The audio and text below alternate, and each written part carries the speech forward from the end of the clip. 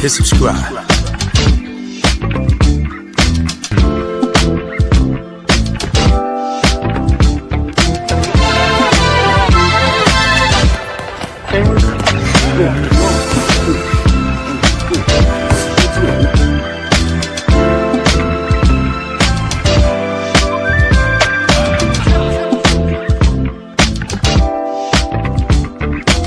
Subscribe to my guy, Uncle D.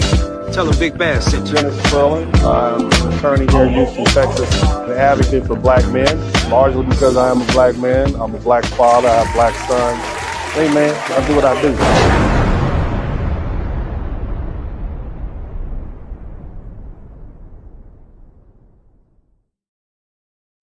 What's up, everybody? Welcome to the broadcast. I hope everybody's having a good time. I hope you had a great weekend. I would like to give a shout out to Mr. 43TX. Welcome to the broadcast.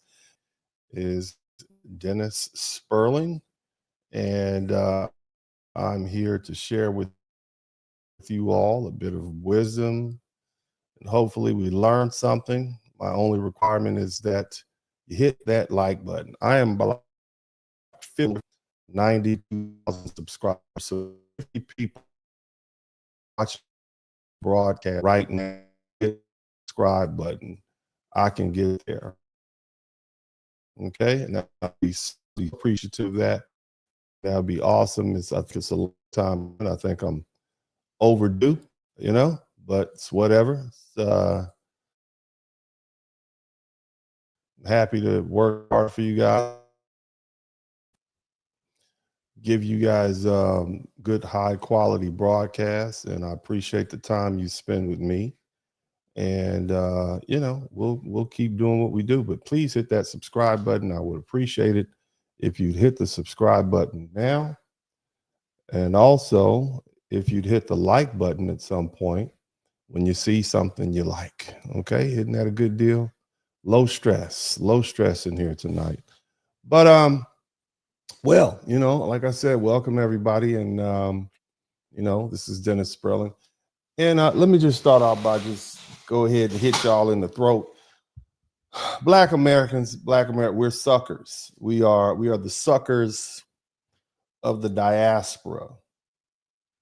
We're always willing to open our hearts and our homes and our finances and our wallets, our communities, our culture to Black immigrants from all over the world. Really, we open it up to everybody. Even when we share nothing in common except our skin color, different cultures, different worldviews, different religions, we still try to unite on race alone. And that's how Black Americans are built. But what I've learned over time is that a lot of these people have tethered themselves to the Black American community and have taken advantage of it. They've been disrespectful. They've been openly hostile towards Black Americans, and we are finally having to wake up to a hard truth that a lot of these people do not like us. Now, that's shocking to us because here in the United States, we don't operate on tribalism.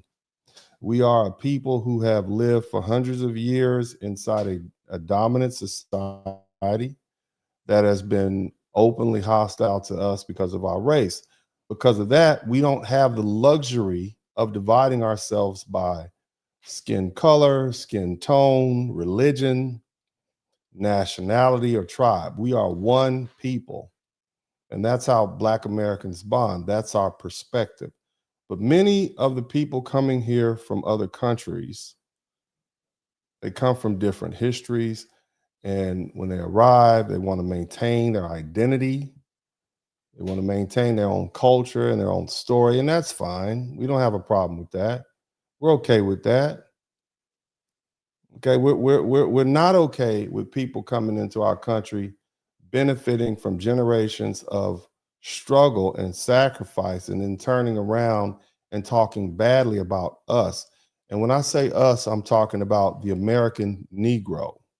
I'm talking about freedmen. I'm talking about Black Americans who can trace their heritage back to before 1865, back to before we had all these black immigrants who've come to this country.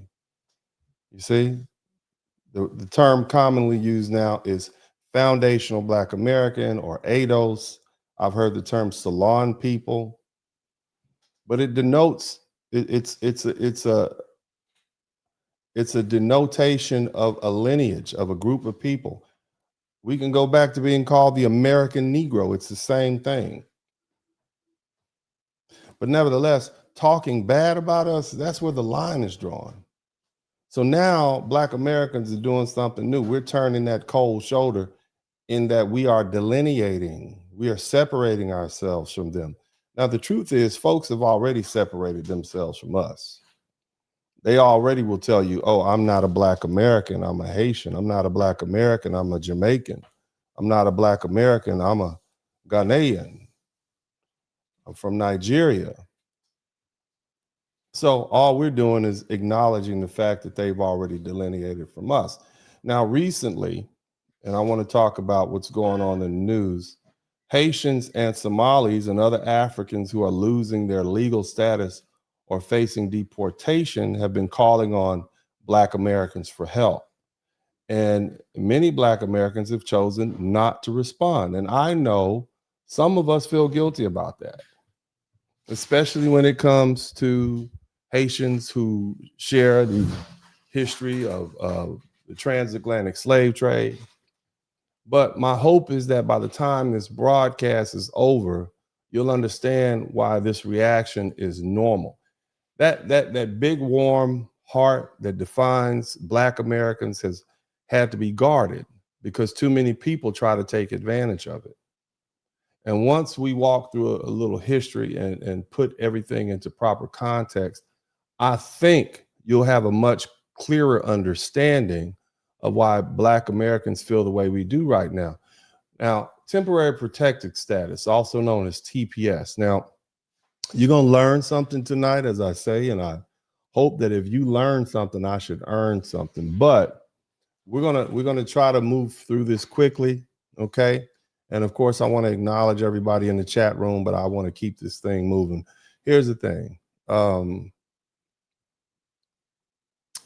Temporary protected status, also known as TPS, for Haitians is ending.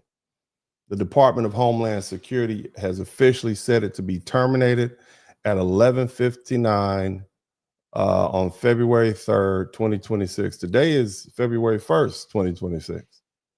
And so TPS for Haitians is over. And that means the legal protection that allowed them to stay in this country, to work, to buy houses, to rent apartments, to start a family, which for some has been going on for nearly 10 years, it's over. You know, and they're going to have to leave the United States. Shout out to Mr. 43TX. Thank you for being the first person to contribute to the super chat. You're the first person to learn something. I guess you didn't know what TPS was. All right, I'm doing my job. I'm on it, baby. But let me get back to what I'm saying. So the thing is, this is a major change from previous administrations, which kept extending TPS over and over again. TPS is called temporary protected status because it's supposed to be temporary, right? It always was. It was created for emergencies, not forever. Okay, TPS protected status was never permanent. It was a humanitarian pause used because the country was in some sort of crisis. And when TPS ended, protections end, work authorizations end, and the deportation protection ends. And that's the deal. And once that clock runs out, people either find another lawful status, you know, you better marry that fat girl, you know, baby, you better marry yourself, you see? Otherwise, you got to go, you see? You got to get out of here. And here's the thing. Let's be honest with ourselves. When it comes to Haiti, Haiti right now, in my humble opinion, is a hellhole. Okay, and that's no disrespect. That's just reality. You've got Haitian gang members running the country. You've got a gang leader named Barbecue. People are being unalived left and right, kidnappings, executions. There's really no government, no safety, no order. It's terrible. It's a terrible situation. But here's the truth. That doesn't mean the United States has to absorb these Haitians forever. TPS was not for people who couldn't go back to their country. It's a temporary thing. Okay, you see. Now that the government says that emergency is over, whether we like it or not, that means they got to go, and you got to go. And now let me explain something to you. TPS is not citizenship. It never was. It's not asylum. It's not a permanent right to be here. It's permission to stay for a while because your home country is in a crisis. In other words, you can come stay on the couch. We have a pull-out bed. You can stay here for a minute. Right? Get yourself together, let things calm down at the house, and, get yourself together. You can ease on back. All right. I'll even let you, borrow my car every now and then. I might have a part-time job for you, but at some point you got to go. And that's it. And so you got to understand, a lot of these people have been here for a long time. That alone tells you the program was never meant to last that long. They've been here too long. Now here's where people get uncomfortable. The truth is, most foundational Black Americans are not protesting this. And some of us feel guilty about that. But we shouldn't, because we're not the only ones who don't want them there. Okay, there's other Caribbean countries that don't want Haitians there either. And I want y'all to let that sink in. Okay? So for all you Haitians and all you Caribbean folk out there, and all you Somalians, don't pretend like it's just Black Americans who are being cold and cruel. Everybody's saying the same thing, and that doesn't just apply to Haitian, it applies to immigration across the board. And let me say the quiet part out loud. A lot of these same immigrant groups have said some very ugly things about foundational Black Americans themselves. They've said about our culture, about who we are, that they've openly said that they don't like us. They don't respect us. They distance themselves from us whenever they get a chance. So people ask, why aren't Black Americans showing up? Because normally we would. We always have. Historically, we always ride for Black. But you don't get to disrespect people and trash culture and say you're not like them and then expect them to save you when things go left. At this point, it's not even anger, it's indifference. We are, as they say, unbothered. You go your way, we'll go ours. And this is what it looks like when foundational Black Americans stop carrying everybody else's problems. No guilt, no shame, and no apologies necessary. And it's sad. In fact, as far as for them, it's dangerous because they no longer reap the benefit of our protection. And the truth is, it's tragic because it didn't have to be this way. But still, you got to go. And that's how we're starting today. All right. Now, here's the thing, family. As I said earlier, we're not the only ones. We're not the only group of Black people. We're not the only group of countries that don't want the Haitians. Okay. See, once TPS ends, a lot of Haitians, they're scrambling right now. They're trying to figure out where they're going to go before they get booted out, before ICE comes around. You see? They might end up in El Salvador if they don't hurry up and get out of here. Somewhere in Ghana. And when you look at the map, really only two places can make sense for them to run to, Canada or the Caribbean. Now, Canada is the obvious choice for many, because it's a bigger country. They have social programs, a history of taking migrants. Shout out to all the Canadians. Y'all want these Haitians? Where all the Canadians at? You guys want these Haitians here? Huh? I mean, it's the obvious choice. So a lot of Haitians are running north. And the other option would be the Caribbean countries. Same, same region. Y'all next to each other. Y'all could, throw up some smoke signals and, maybe have a party or something like that. Same climate, same part of the world. You think that would be a natural landing spot, but here's the problem. Those Caribbean countries don't want them either. And that's the part people are ignoring. So again, we're not talking about Americans being hostile. We're not talking about foundational Black Americans being cold-hearted. We're talking about regional reality. These countries are saying, we'll take other immigrants, but we don't want these Haitians. And it's not because of race. It's not because of skin color, but because of instability, spillover, and problems and crime concerns and economic strain that they bring with them. So now you got Haitians looking for anywhere to land before the deadline hits. And what they're finding out real quick is this: the doors are closing everywhere, which brings us back to the main point.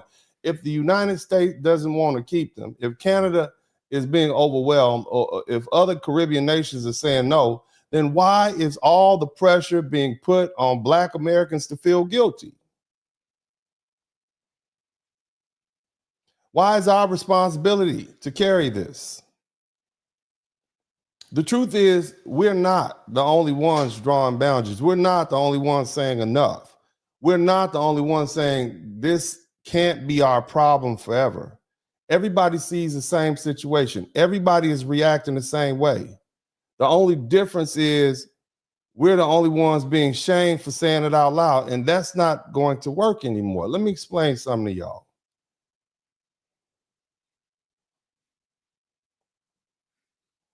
I want you to understand something.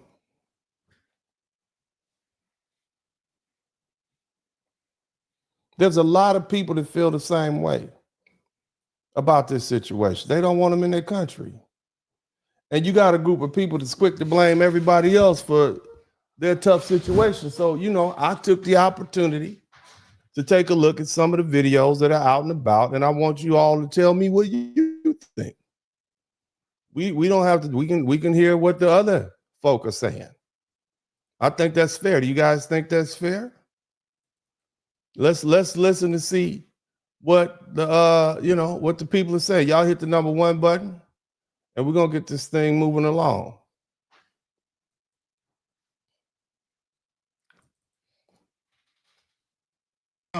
Almost everyone is saying they're Jamaican. Like, why lie, bro? If you're from Zimbabwe, say you're from Zimbabwe, bro. But it's getting out of hand now. Everybody's Haitian and Jamaican now. What's the obsession? Like, what's the obsession? Okay, Haitian and Jamaican. All right, they look that close. Are they that similar? Let's keep listening. It was not a utopia. It was just like any other society. There were tribal wars, slavery, and a lot of brutal acts done to other tribes as well. The richest man in history. We're going to catch him another day. Let's keep listening. Let's see what else we got to go. We just got them all in alphabetical order. Matter of fact, let's go ahead and listen to what Black Americans have to say about this. Y'all hit the number 1 button. Won't stop, huh? Y'all won't let this shit. Y'all got the most misconceptions of shit that I have ever seen. Stop listening to white liberals. Number 1, we not slaves. What is all this shit? Wait till all of us go, then y'all gonna be who you think gonna be next.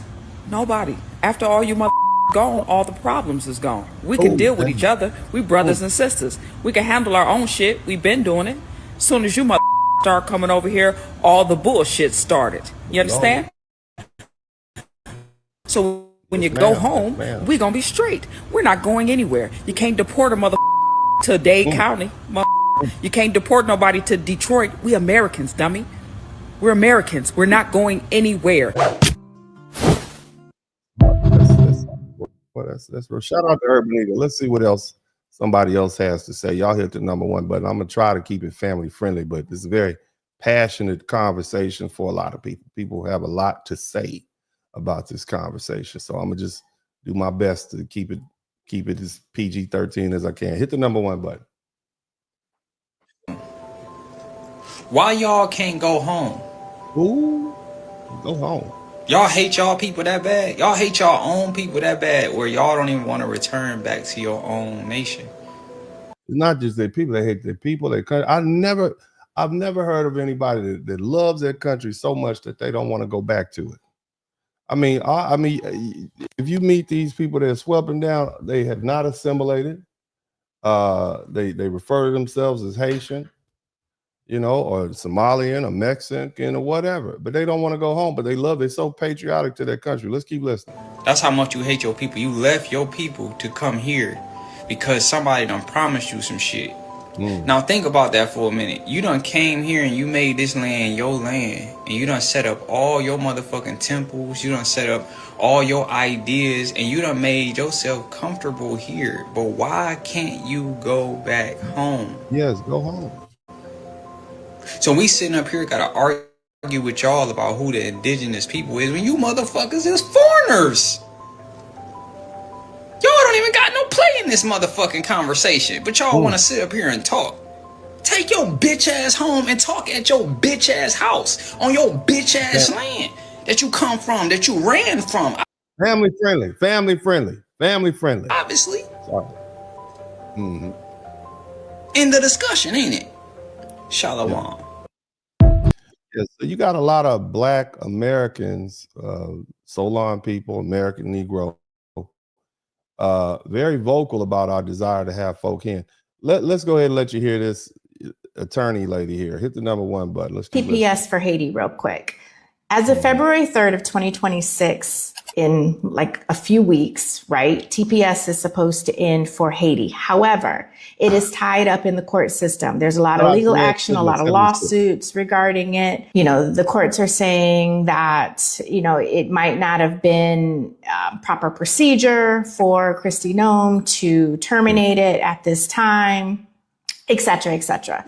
Anyways, if you are a Haitian foreign national here in the United States and you have TPS, now is the time to figure out if you have other options and ways to stay.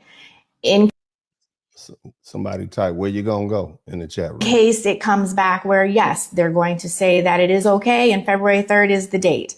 I really don't think it's going to be that fast, but at this juncture, you need to figure out what your other options are. So please reach out to an immigration attorney. If they have a consult fee, pay the consultation fee and get screened for other options regarding staying, you know, immigration benefits to stay in the United States in case your TPS is terminated in the next month or so.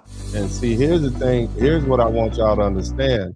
They have changed the rules up that if you stay past the time period, they are charging almost $1,000 a day for overstaying your visa. I mean, overstaying your stay. So that means that, let's say today is the first. If they stay past 11:59, okay, if they stay past 11:59 on February 3rd, $1,000. Boom. That's what there's at. This is gonna be Monday night, Tuesday night. You pack. If you wake up Wednesday morning, you owe America $1,000. Thursday morning, $2,000. You stay here until Sunday, you gonna owe us $7,000. We gonna start collecting houses and cars. This is what's going on. They literally put an economic incentive to get people up out of here. Can you imagine that? Look at that. It's not just now staying past the time period costs $1,000 a day. And I think they're trying to hit them with a hot five racks. I'm just saying, people are gonna lose. You're gonna lose your houses, your cars, your bank accounts. Y'all better get on up out of here. Let's listen to some other people talk. Hit the #1 button. Out there, listen up. Trump decided to lever matin, li décidé comme ça, pas get TPS encore. There will be no more TPS, temporary protected status, starting commencer February 3, okay? That means February 2nd. I understand that part. I understand, but it's really February 3rd. But go ahead, miss. February 3rd, okay? Yes, no more TPS, no which more. I might add affects over 250,000 Haitians. Affects a lot of them. Because a lot of y'all are here on TPS, pop them TPS okay? Where they gonna go? Where you gonna put all them people? That's a lot of people. Where are you gonna put them people? Where they gonna go? I want everybody, where are all my Jamaican people? We need you all Since we took Nicki Minaj, we need y'all to take these 250,000 Haitians down in Trinidad. Where's Trinidad here? Is Trinidad on the page? I need to know if Trinidad, somebody, all the people from Trinidad, I need you to take this 250,000 Haitians that we have here. Since we took Nicki Minaj, y'all can take these Haitians that we had on TPS. Perhaps maybe we can send them, if there's some other people, we can send them to Greenland. Somebody's saying Greenland. We can send the Haitians to Greenland. Okay, that's an option. I mean, because that's an island, but you know, it's a little cold up there. Let's keep listening. And pour tout Haitian qui get green card la main, everybody that has a green card in their hand. Trump is now looking at your green card file and picking and choosing and voyo Haiti. They picking and choosing who they're gonna send back, okay? So for all my green card residents, ou après c'est Trump pas qu'à faire, Trump leve la fait salve, ou tout mettre just à la paye ou à dépio pour avant. That's how they know you from Haiti, baby. You can't be around here speaking that on the internet. That's how they know you. They're gonna show up at your house. You gotta talk like you from Alabama. How you doing? All right, yep. You can't talk like that. They know you not from around here. I know these people. Okay, you gotta be careful. You gotta be clandestine with that. All right, I'm gonna let you finish though. I'm gonna let you finish. You're very exciting. Parce que si vous pas prendre avion et parlant avion, vous mettez pour déporter mettre Haïti non? Et tout yo parle tout yo pont oui. Et oui pas caca non? Et vrai. Tout le monde ça ice ski prend. Yo pas retourner non? Même famille yo pas ka créer yo sous téléphone non non? Ça c'est pas sérieux. I don't know what she's saying. I don't know what. Yeah, we prend sérieux oui. Yeah, I understood we yes or something like that. But let's keep. She was very excited about what she was saying. Let's keep listening. Hit number one. Kiss our ass. I'm gonna explain something to you. Yeah. You just out the box with the cuss words. Family Trump friendly. is ending TPS. 350,000 Haitians are being told they need to leave the United States by February. Right now, there are certain countries that are in CARICOM. That is a union of different Caribbean countries. There are certain countries in CARICOM that are allowing people whose TPS status is ending to come to their country as opposed to repatriating.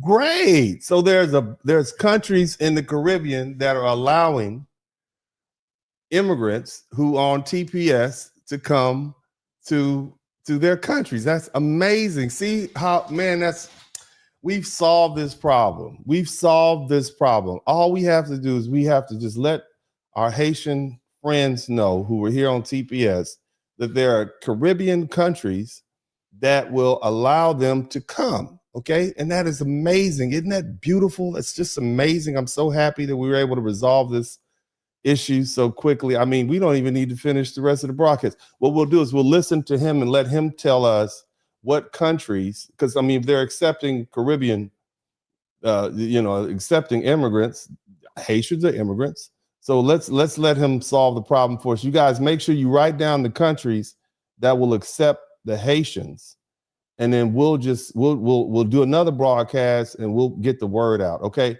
All right. Please, sir, please finish telling us the name of the countries that are going to accept. You said the immigrants will be accepted who are being kicked out of the U.S. Give us the list of countries that will accept our Haitian brethren. Right? But they said no Haitians allowed. We don't. What? I'm sorry. Did you say what? Say that again. Need you. We have no benefit from being in unison with you. And let's just roll back the hands of time when we got our independence while all you motherfuckers were still under colonial power. When we got up off our ass and defeated the greatest. I'm sorry. Did he say that they said no Haitians? Did he say that? He said no Haitians? Is that what he said? Or did he say no patience? He said no Haitians or no patience? I thought, and then he started talking about, I guess he was talking about the Haitian Revolution. I'm confused. I thought you said immigrants who are being removed from the Americas, the United States, will be able to seek refuge in these Caribbean countries under CARICOM. And then you said no Haitians. No, I don't know. Let's keep listening. Military general in history. When we did that, our goal to go forward from there was the liberation of all the neighboring islands and countries. And this is the motherfucking thanks we get. The United States of America didn't have independence 30 years before we got ours. And we didn't ask nobody for it. We didn't need nobody. You said the United States of America didn't have independence 30. I'm sorry, sir. I mean, I believe that we got our independence in 1776. In your country, Haiti, I'm assuming you're a Haitian, but you live in America. You have a Knicks hat on. Is New York Knicks? Are you in New York? Or are you in Haiti? When you say our country, are you referring to the United States of America? Or are you referring to Haiti? Because I'm an American, okay? But I'm gonna let you finish speaking, sir. We don't need nobody now, right? Don't look for anybody else but God to help us. We done contributed more to this world than all the majority of you motherfucking other islands who over here don't want to help us out combined. Oh my goodness, it sounds like they got a little beef, a little island beef. Somebody type island beef in the chat room. Sounds like these folks don't get along in the way we. Let's keep. Maybe someone else can shed some. Haitian is wrong. There's actual history behind this that just has not been told right. We have an Indian, Spanish, Spaniard, black. and black. Okay, I'm gonna let that ride. We'll find somebody else here to keep talking to us. I want to hear more about these islands, this beef that they have going on. Y'all don't have to worry about me. Y'all do not have to worry about me. The St. Kitts has entered the chat. They agreed to take U.S. migrants, but no Haitians allowed. Damn. Prime Minister Somebody type "no Haitians allowed" in the chat room. Drew said that his government has agreed to accept a very small number of third country nationals from the U.S. as long as they are citizens of the 15-member Caribbean community known as CARICOM and are not sexual predators, have no violent backgrounds, and are not Haitians. They agreed to take U.S. migrants, but have no violent backgrounds and are not Haitians. Not Haitians. Somebody type "not Haitians" in the chat room. You got 15 other island residents, citizens you'll take, but no Haitians. What's going on? Y'all don't like each other? I thought us Black Americans were the only ones that were xenophobic and didn't like other folks. Somebody type xenophobic in it. What happened to Pan-Africanism? Where'd that go? So you all are specifically, you got 15 countries that you'll deal with and no Haitians. Everybody's excluding the Haitians? Really? Did we miss something? Because see, again, like I said, Black Americans, we believe in black first. You see, that's kind of where we are, black first, not nationality, not religion. You see, and you all don't like that part of y'all don't like our culture. You see what I'm saying? So I guess you wouldn't like that part of our culture either. Since our culture is, we don't have one, but that is part of our culture, that we accept all blackness under one umbrella. Remember, we don't have a culture, right? This is you all's, what are they? This is their superior culture. Let's listen to some more about this superior culture. A country with a population of about 46,000 people has publicly confirmed the exclusion of Haitians, reviving long-standing questions about Haiti's place within CARICOM. Honestly, this hurts my feelings so much I could cry. Because I really want to know, what the fuck did Haiti do to y'all? Like, quickly, what did we do? What did we do? Without Haiti, none of y'all would be free. That is mind-boggling. None of us would be free? You said none of us would be free? If it wasn't for Haiti, none of us, we wouldn't have eventually fought it out on our own, you saying? Is that what you're saying? None of the Caribbean islands would have been free? Damn. Well, I guess, I guess we'll keep listening, because I don't understand why all these countries doesn't like, but it's all of them, though. That's a lot of them. Like, if all of them are saying they don't want Haitians, what is that saying? If all of them are saying that, help me understand. If you got all these people, and we don't do this. Like, most Black Americans couldn't pick out one island from another. They didn't know if there was Dominica, Dominican Republic. I'm learning about new Caribbean islands every day. And y'all usually get 2 in 1. You got Turks and Caicos. You got, you got Trinidad and Tobago. Like, I feel like y'all should just pick an island and let that be a country, but y'all have 2 islands. Okay, but then let's keep going. To be excluded from the Caribbean. Why? The Haitian hate is insane to me in the Caribbean. The exclusion is insane to me as well. And again, learn y'all history. Without Haiti, none of you motherfuckers would be free. Why we gotta be MFers? Because they don't, why we gotta be MFers? Why we got to be all these files? Somebody type family friendly in the chat room. Why do we have to be all these MFers, folks? I don't understand that. And it ain't you. But anyway, that's between y'all. Let's keep listening. Let's keep listening. But we continuously get shitted on for no reason. This Is it really for no reason if everybody doesn't like you?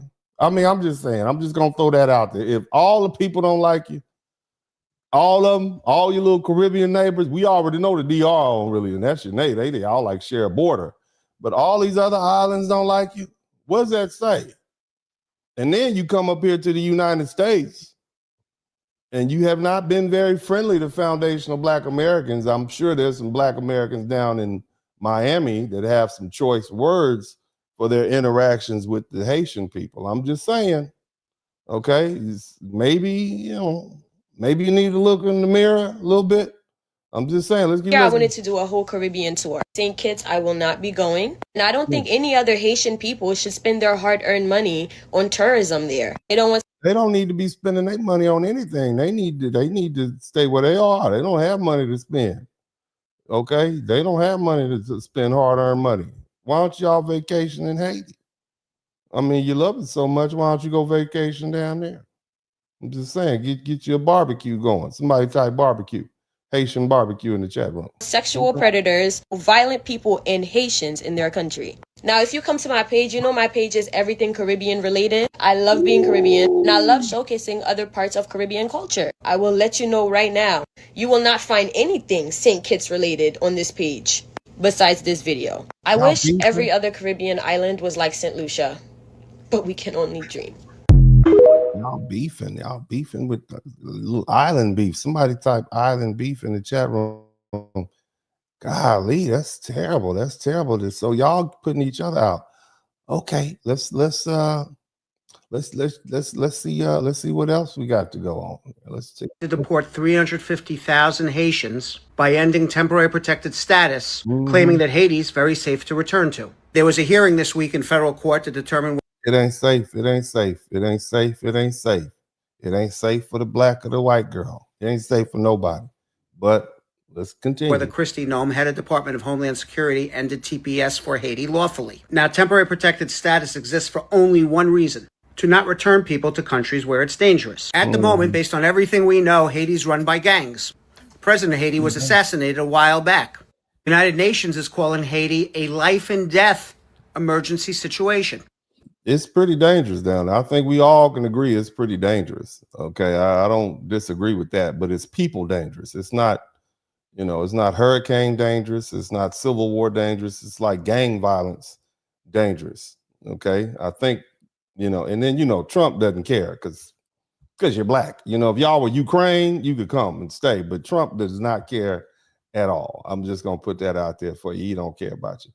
But, y'all are better than us foundational Black Americans, us American Negroes. You all have that superior culture and heritage, and you speak multiple languages, and you, of course, you help free the entire Western Hemisphere. So I don't see why you can't get rid of a couple of gang members. But anyway, that's, we'll deal with that, I guess, another day. Let's keep Trump administration thinks it's a perfectly beautiful country to return to. But in court this week, a federal judge asked the Department of Homeland Security attorneys a very simple question: did you actually review the conditions in Haiti before ending temporary protected status? And the only evidence of any investigation in terms of the safety to return to Haiti done by Kristi Noem, head of Department of Homeland Security, was a one-sentence email from the State Department to the Department of Homeland Security saying State Department has no foreign policy concerns in Haiti. That's it. That was the entire investigation. After this hearing, the federal judge said she will be making a decision before February 2nd, when TPS is scheduled to end for Haiti. So let me tell you what the law says. To end TPS, the Department of Homeland Security has to do a good faith, evidence-based determination that it's safe to return Haitian immigrants to Haiti. I don't think the one-sentence email from the State Department... I don't think they're returning them to Haiti. I think that they're returning them somewhere else. I think what happened was maybe Haiti's not safe, but they're trying to send them to other Caribbean islands. However, those Caribbean islands are said no Haitians. Okay, so this is what we want to get. Apparently there's no country that wants these fleeing Haitians. Okay, who've tethered themselves to our country. Satisfies those requirements. In fact, as far as I can tell from this hearing, there was no fact-based evidence no investigation, no determination by any expert that it's safe to return to Haiti. So the federal judge is going to make a decision before February 2nd, but based on the questioning, I'm anticipating that Haitian TPS will be extended for some period of time. Eventually, it'll make it up to the Supreme Court. Let me know what you think in the comments. I think what they're doing is they're going to get around that and send them somewhere else. Y'all hit the number one, but let's keep listening to this these conversations that's being taking place here. Let's check out some more. Americans are like stepbrothers and sisters at this point. We love each other sometimes. We got somebody a little off the subject. We'll go back to somebody else. Y'all hit the number one button if you can hear it clearly. Let's go.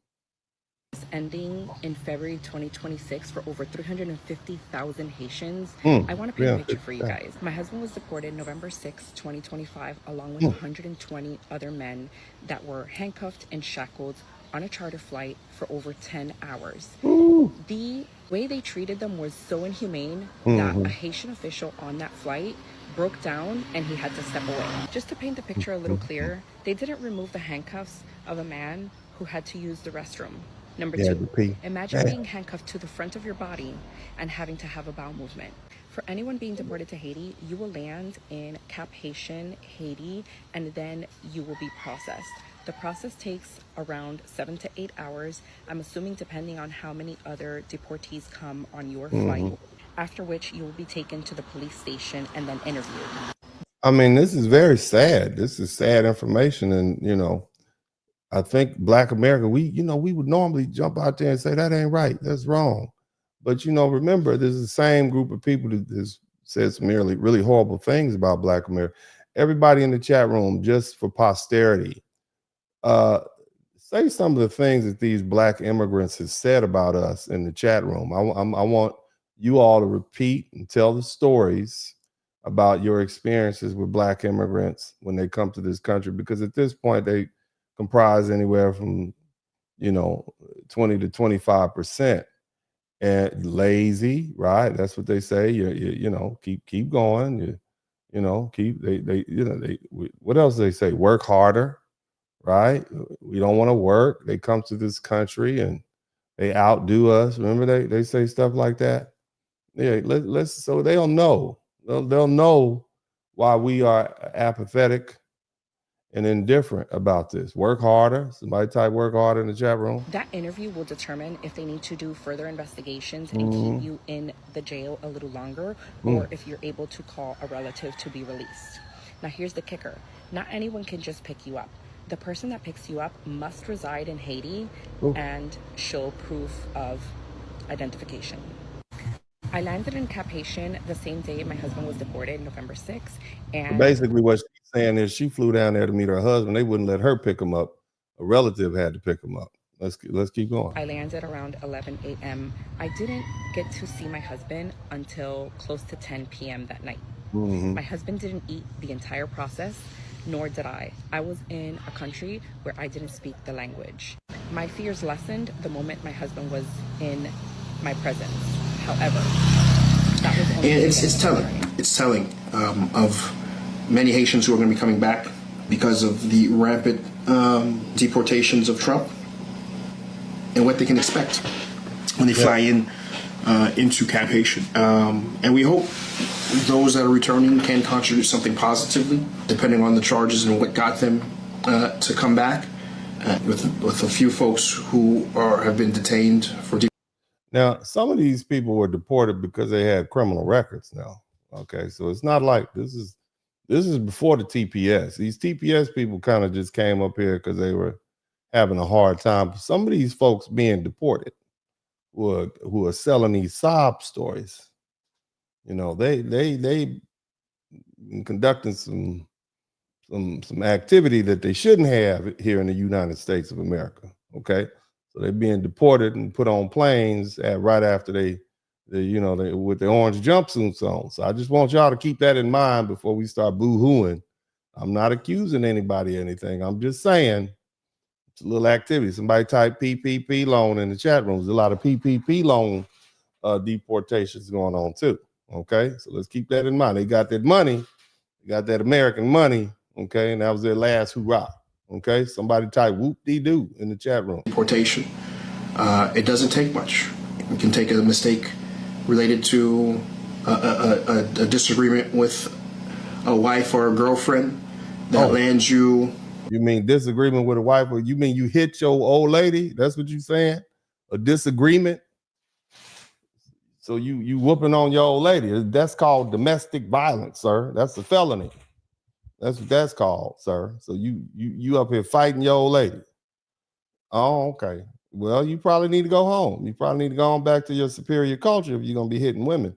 Shout out to Sigma Rage. Somebody said blame the cats and dogs. I'm not about to sit up here and entertain that xenophobia from you, sir. In handcuffs under a charge that is accelerated to domestic violence. And now you can't, sir, you can't kind of water that down. That's serious business. You around here hitting people. You're hitting your old lady. Okay, you can't do that now. You got to go. You got to get on up out of here. Okay, you're gonna get you up out of here. You're under, ICE custody. As a very famous, popular host, I won't necessarily repeat his name, but you should be aware of what I'm talking about, currently is experiencing as the time of this filming. It doesn't take much. Be careful. Be careful. Okay. Be on your best behavior for the next 2-3 years. Let's pray for our brothers and sisters right now. He said they trying to wait out Trump. You don't know what's gonna happen. It might be another Republican in. You don't know what's gonna happen. All right, be the next. So you mean after the next 3 or 4 years, now you can go back to beating up folk and stealing PPP loans? Come on, man. Get out of here, man. Now, that's crazy. Going through this, let's keep working for a better Haiti. So even when folks have to return, there's something for them. I'm in the comments. Yeah. You should have been working on that for a while now. Let's keep going to the broadcast. Listen to some more people speak. Okay. Let's check this out.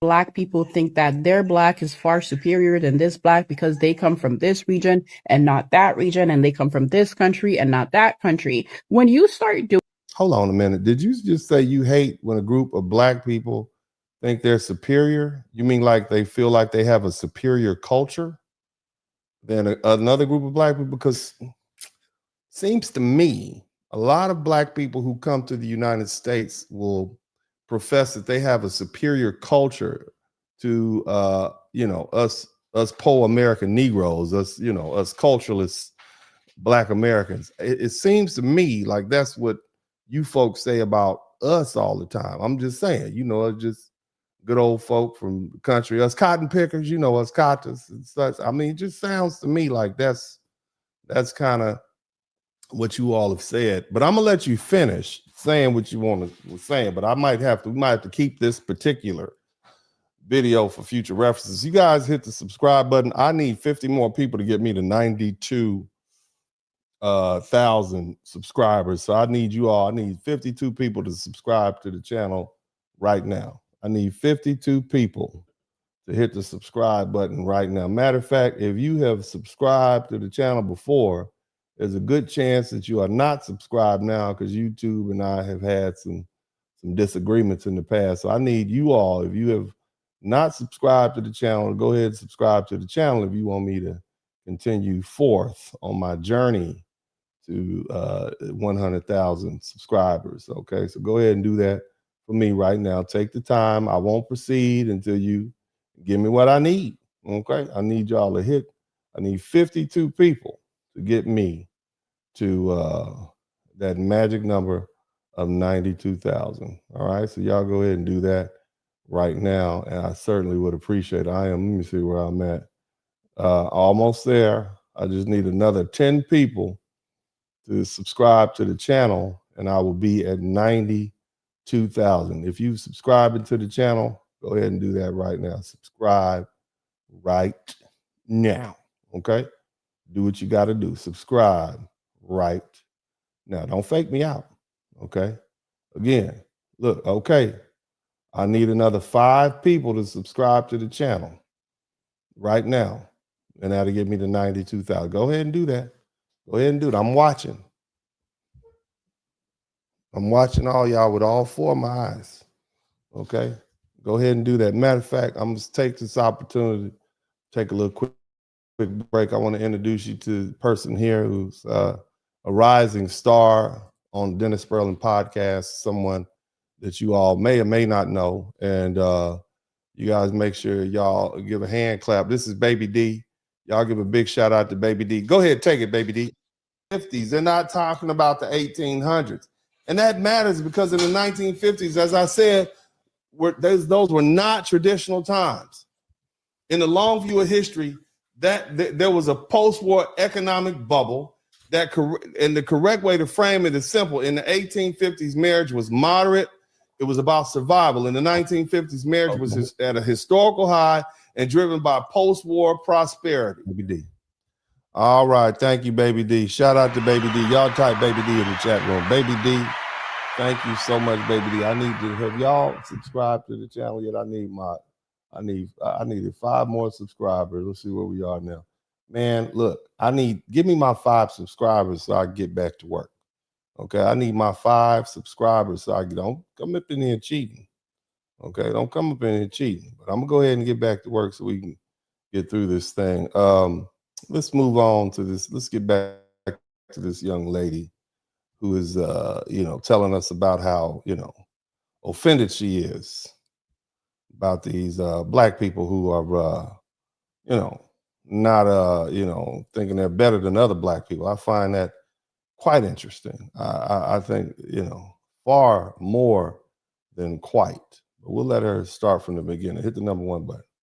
Group of black people think that their black is far superior than this black because they come from this region and not that region, and they come from this country and not that country. When you start doing that, you start gatekeeping a system that once ranked you and quite frankly is still ranking you. So St. Kitts, I don't know why you're speaking when no one asked you, actually confirmed that they signed a memorandum with the United States government to accept third country nationals, but specifically excluding Haitians. They specifically excluded Haitians. Somebody type no Haitians.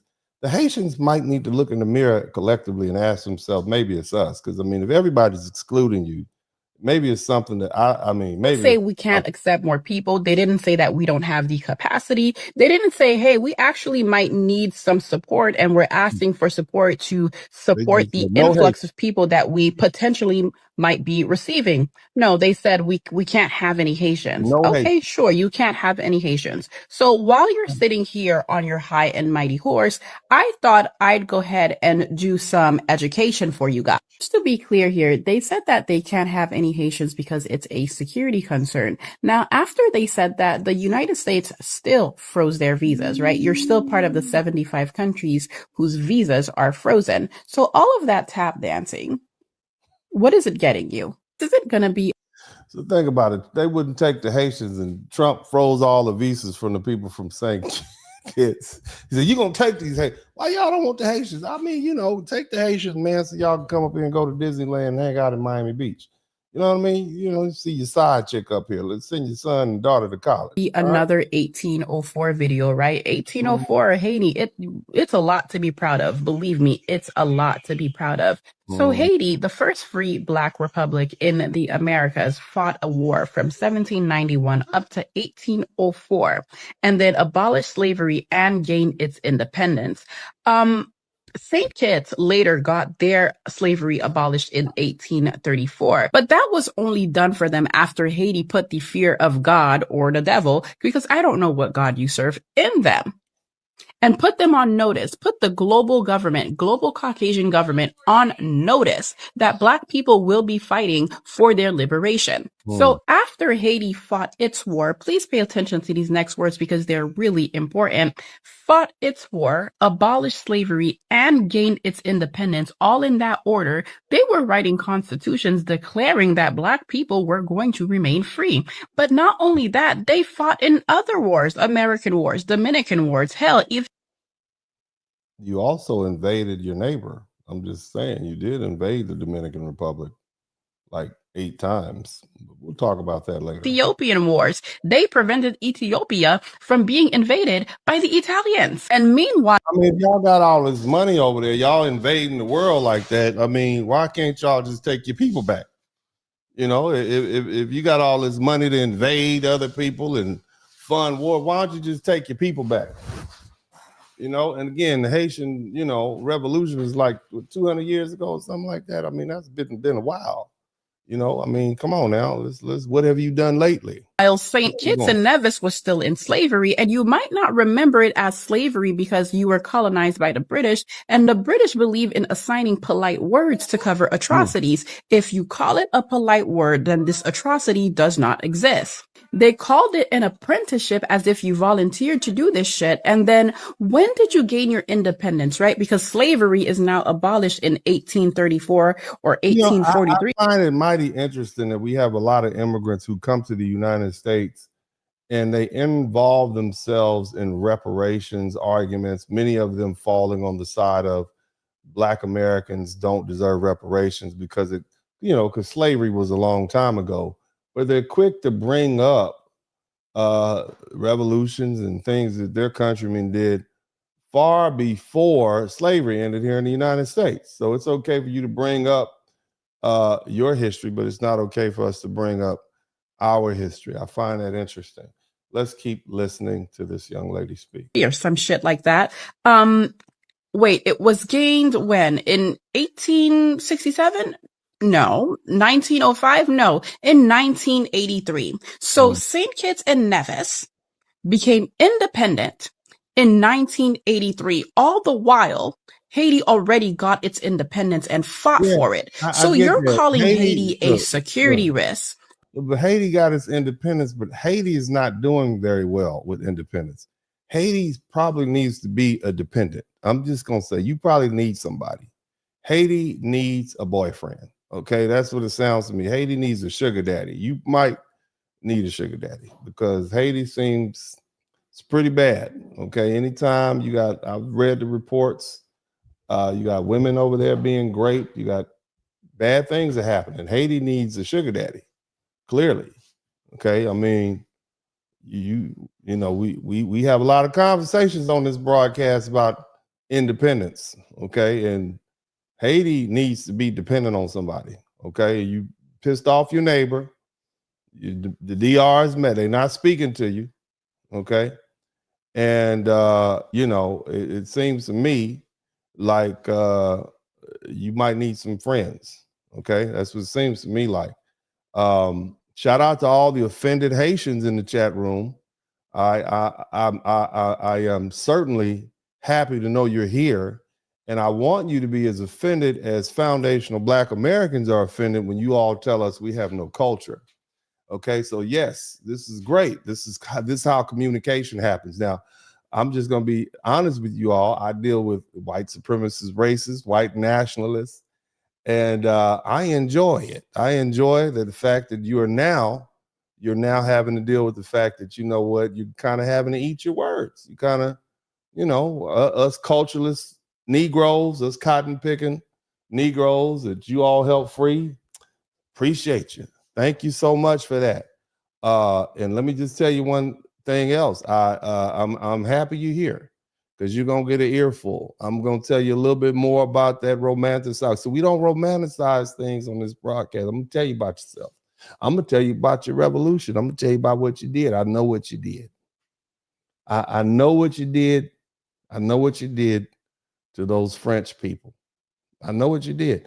And somebody says, for being a lawyer, you sound stupid. No, I'm a Hall of Fame lawyer.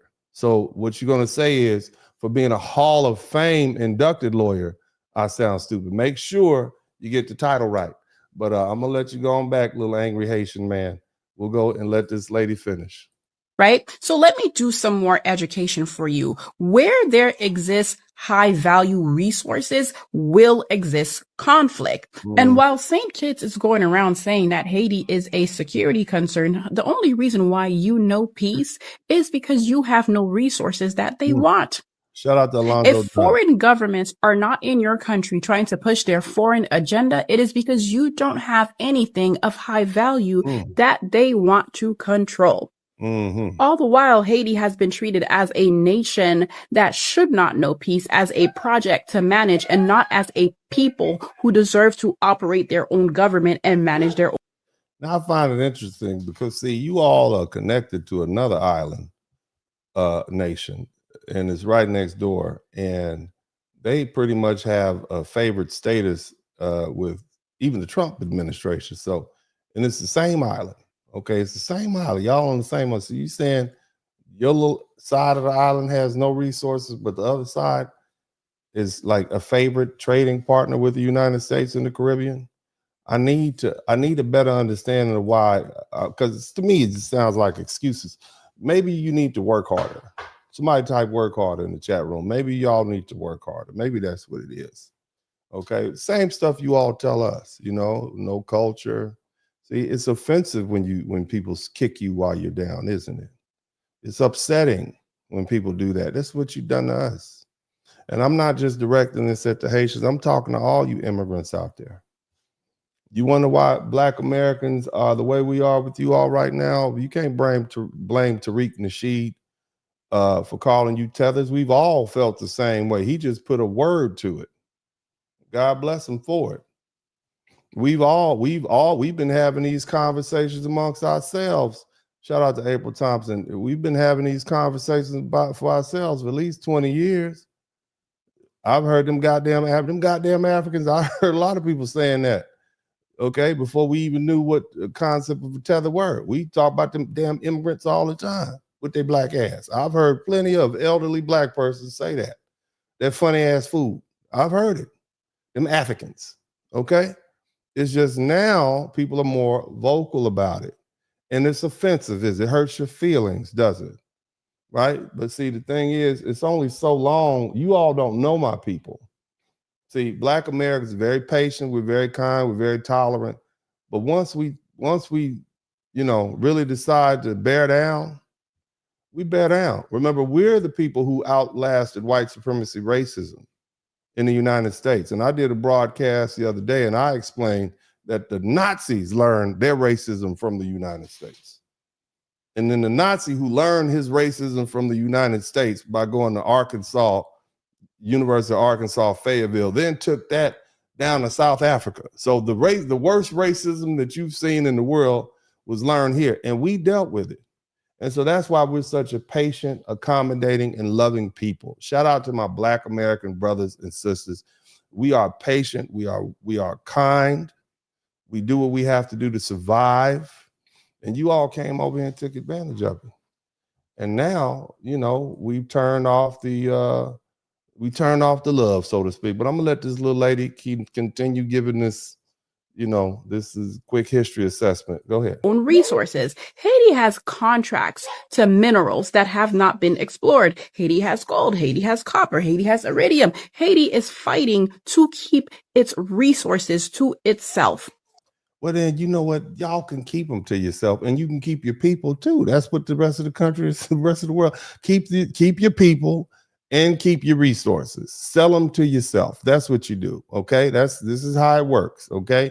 You just keep on making reasons why. Okay. You have they just treat us bad because they want what we have. Do you not know where we are? This is the United States of America. We just kidnapped the president from South America. Do you think if Haiti had anything that we wanted, that we wouldn't be able to go get it?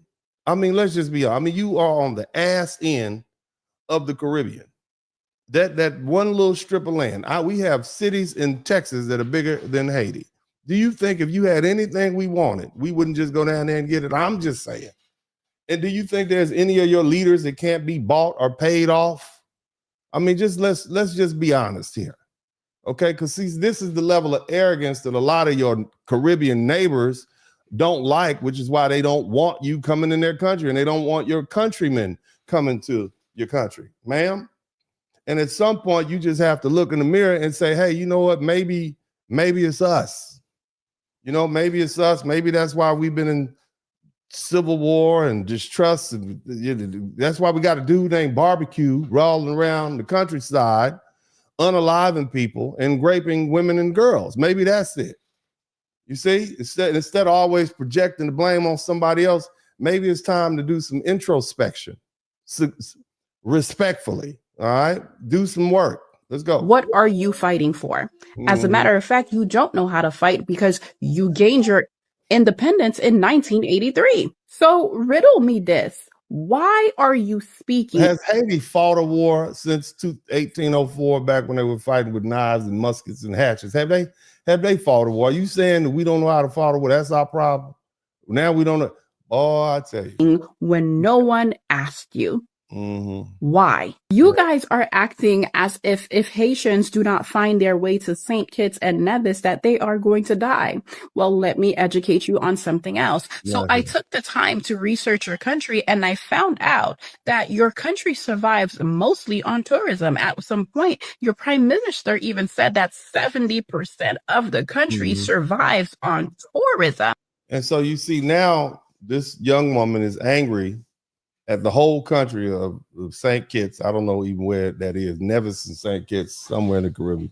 And so now you want to sit up and talk bad about the country because they won't let you in. That's your culture right there. That's the same stuff you do with foundational Black Americans. That's why we don't like y'all.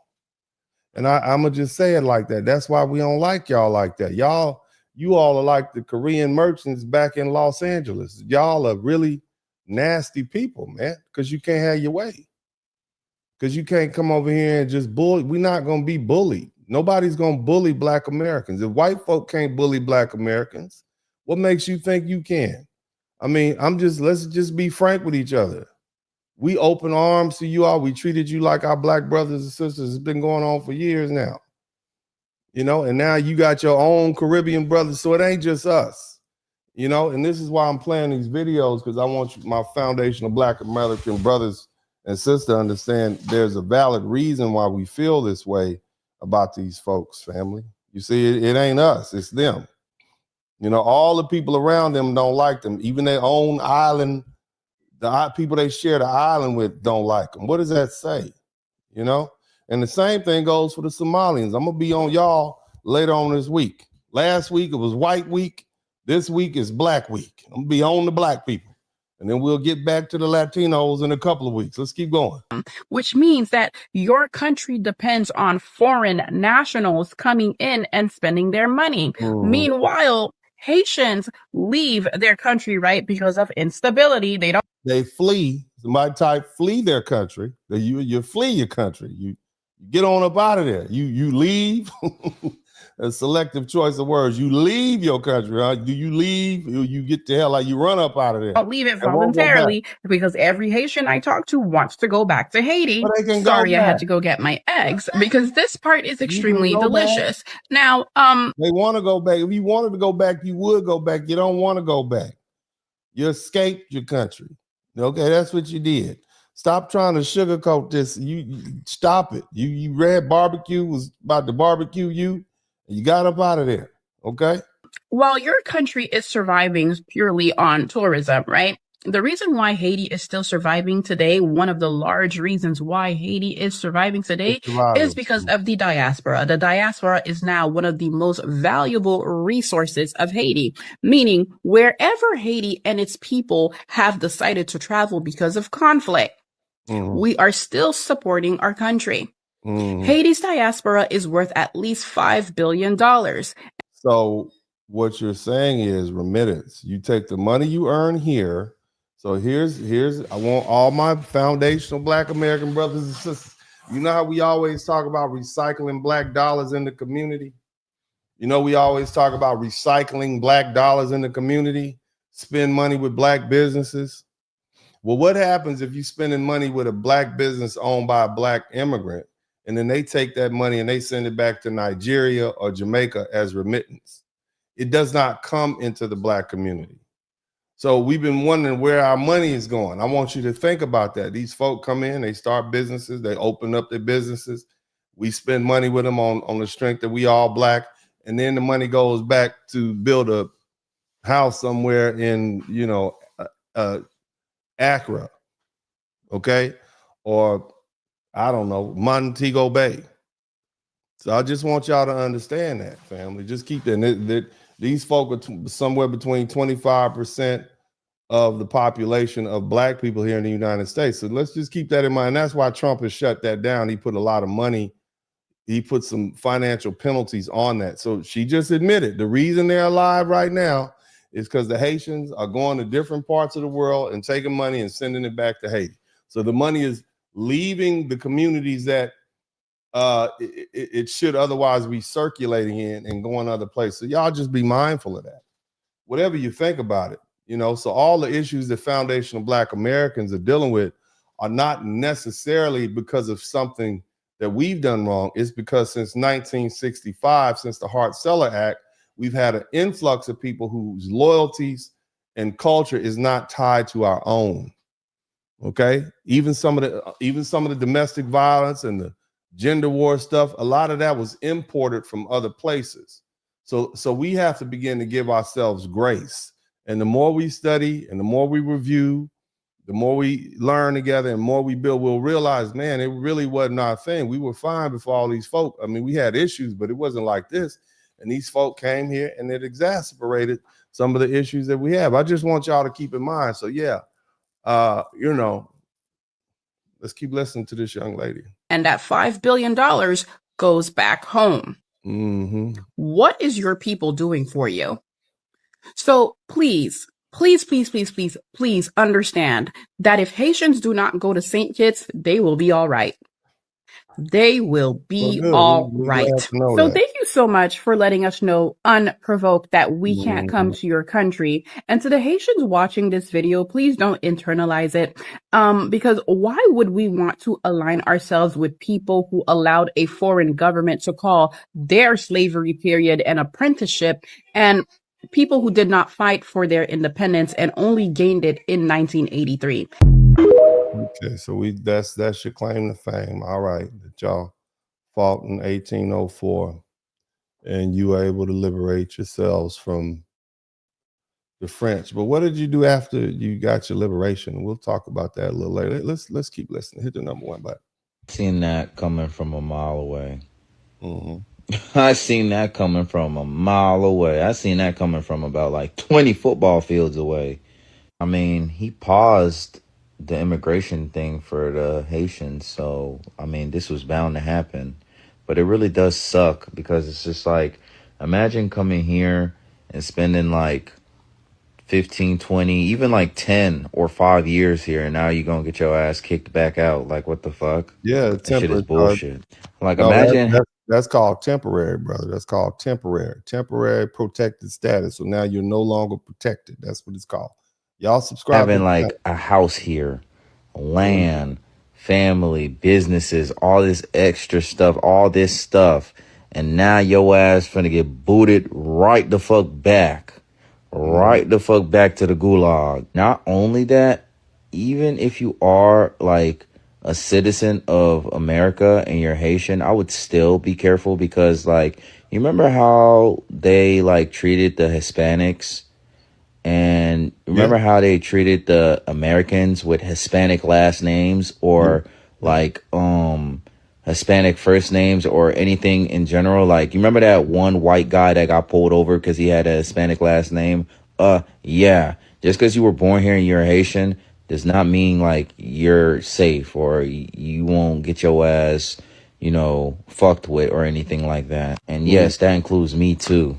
Family friendly. Let's like, keep going. Me too. But with me, like my last name isn't really like a common Haitian last name. Like you wouldn't be able to tell. Like there's Americans with my last name too. Like Americans, like Black Americans. Like that shit is so lame. It's so petty. Let me get this straight. So your name is like a Black American's name. So you hiding up in here amongst us. That's what you saying, brother. You out here hiding. All right, that's fine. Carry on. Keep hitting the number one button, y'all. Let me know if you can. Like why? Why? What's the reason? What's the real reason behind it? I already know what's the real reason behind it, but it's just like, bro. And it's like the real reason behind it is because you're Black. That's why they're sending you home. And the real reason it's happening is because Black Americans are not out in the street supporting you. I need 5 more people to subscribe to the channel so I can hit that 92,000. Okay. You all, plenty of people in here. I know there's at least 5 people who haven't subscribed to actually 4. Okay. I need 4 people to subscribe. I need 3 people to subscribe to the channel. I need 3 people to subscribe to the channel so we can get 92,000. Y'all go ahead and do that. 3 people, take the time, subscribe to the channel so we can get 92,000. Let's hit that goal. It's like, yeah, you have your bad immigrants, but it's just like you have your good ones too. And Haitians are very hard workers. Like, Haitians are good workers to have. Very trustworthy, very loyal, very, you know. Well, why is it that the rest of these Caribbean countries don't want you there, sir? If you're that good workers, and are you bringing anything else to the table that maybe is acting as a deterrent? I mean, I'm just saying, is there something else we should know? Is there another reason why? You know, because it can't just be work harder. Maybe you should just work harder if you're a hard worker. Like, we don't play about our education. We don't play about our money. We don't play about our family. We don't play about none of that stuff. So it's just like. So we're not like those Black Americans. We're not like them. Why would they put us out? No, why? Okay. Yeah. We're not bad. Okay. And it's like everybody has a different story too of like why they left Haiti. And some of them, like some or most of them are similar, but it's like I feel bad for the Haitians that like, how can I say it? Because of course I'm Haitian myself, and I've had multiple conversations with multiple Haitians, but I feel bad for the Haitians that have told me like if they go back over there, they'll get killed or something like that. Like there's some people that literally, if they go back there, they'll get killed just off like other people being jealous that they left the country and then all this extra shit. And then you got some people that be getting into shit that left the country or got put in the middle of shit. There's some shit going on over there. I thought y'all was good people and work hard, mind your business, focus on your family. I thought that's all y'all were doing. You doing some shit. That's what excuse my language. All my Christian folk up in, all my Jesus love people. So there's some shit going on. You know, that's what apparently maybe that has a lot to do with why all these other Caribbean countries don't want you, because y'all bring shit with you. Use your words, not mine. Shit, you said shit. Okay, that's what you said. I didn't say that. All right, let's keep listening to the young man. And they left the country, and it's like if they go back, they'll get killed. So I'd just be like, bro, like. No, I ain't never. I'm be honest with you. When I go different places as a Black American, I don't have these problems. They happy to see me coming. I don't overstay my visa. I leave. I spend money. I hang out at the beach. I go to the little shopping places, eat their food, and I ease on back to the house. I don't have these problems. Okay, I don't think there's any country in the world that would say, well, when these Black Americans come over here, they get to shooting and raising hell and stuff. We don't do that. We go to European countries, go to African countries, we go Asian countries. We're not the problem. So we don't associate with that. But interestingly enough, you all come to our country, because this is my country, since you're talking about your country of Haiti, since you come to our country and you treat us bad, you disrespect us, and you know, you all seem to be the one that have all the problem. And your neighbors don't want you there. There's not a country in the world that Black Americans can't go and get a visa and enjoy ourselves. You see what I mean? I'm sure there are, but for the most part, we can go anywhere anybody else wants to go. We go to Canada, we can go to Europe, we can go to pretty much any one of those African countries, all those Asian countries. They're happy to have us there. So you need to maybe, maybe y'all should have been a little nicer to us. Maybe that's what you should have done. Let's keep going. And with the gang violence that's going on over there, don't get me wrong. That's the Haiti shit. has its good parts and its beautiful parts and its peaceful parts, but it's just like the gang violence over there is ridiculous. Like it's gotten ridiculous. So where does that come from? That sounds like a cultural problem, sir. That's that superior culture. You see, culture brings about these things. That's your culture. Just like we have an issue in our culture with gang violence in certain places. You have subsets of the culture. Okay, so let's just think about that. So it ain't all just working hard and we good people and we don't bother anybody. Seems like you have some issues with your culture, and the other Caribbean countries are now saying we don't want them here. But yet you would have us all believe it's our problems as foundational Black Americans. We're the ones at fault. And now we're resting, but you all want us to get up and come out here and protest for you all. You want us to lock up and link up on some, Black empowerment, some Pan-Africanism, and you all don't even like us. You all have been disrespectful to us. And again, this goes to all of you Africans and all of the Caribbeans. All of y'all have been saying, this is what Black Americans are saying. This is why collectively, number one, we're resting. And number two, we've delineated. Same thing as you've done. And I'm, let's keep listening. And it's unfortunate. It's a very sad situation. It's a very sad situation that's going on. But even if I wanted to get Black people to galvanize to say, hey, well, we should do something about this, they'd say, hell no, them people don't like us. And I think any thought leader in the Black community has figured that out, whether it's Democrat or Republican. They've all figured out that, look, we're checking passports at this point. We're checking birth certificates to see where these people are from, because they've demonstrated a lack of loyalty. Whether we're talking about the governor of Virginia or that guy running for Congress, Byron Donald, you all are against the agenda that we're pushing. How can we support you all? It's very traitorous, on some, Black empowerment is very traitorous. Let's keep It's like, listening. why send those people back to oblivion? Because they're Blacks. Not only that, I'm pretty sure they're still dealing with stuff from the hurricane too. So it's Really? damn. There'll be another hurricane they're dealing with too. What the fuck? And it's crazy. For us being like the pearl of the Caribbean, being like the first Caribbean island to like abolish slavery and gain freedom, and paved the way for like other Caribbean islands and the world in general, we sure do get treated like shit. Like that shit is so fucking. That's because that was like, over 200 years ago, and that's why. And you didn't make the best out of it. That's the other thing. Okay, that's what's going on. So you did that one thing good over 2 centuries ago, but since that time period, it's been pretty much one catastrophe after another. And we just relied on what happened 200 years ago. We wouldn't move on as a group of people, here in the United States or anywhere else. Let's keep going. And insane. That shit is so fucking insane. We're not wanted in America. We're not even wanted on our own fucking island, Hispaniola, bro. Like, so you saying the Dominicans don't want you either? That's your island? I thought y'all shared it, but let's keep going. We can only stay on, like, damn near all of them. A lot of them has to stay on one side. They can't go to the Dominican Republic. And why is that? Why is that? Why is it that you can't go to the Dominican Republic? Let us know why you can't go there. Why is it that your neighbor doesn't want you to go there? The surrounding islands don't want you there. Canada doesn't want you there. The United States doesn't want you there.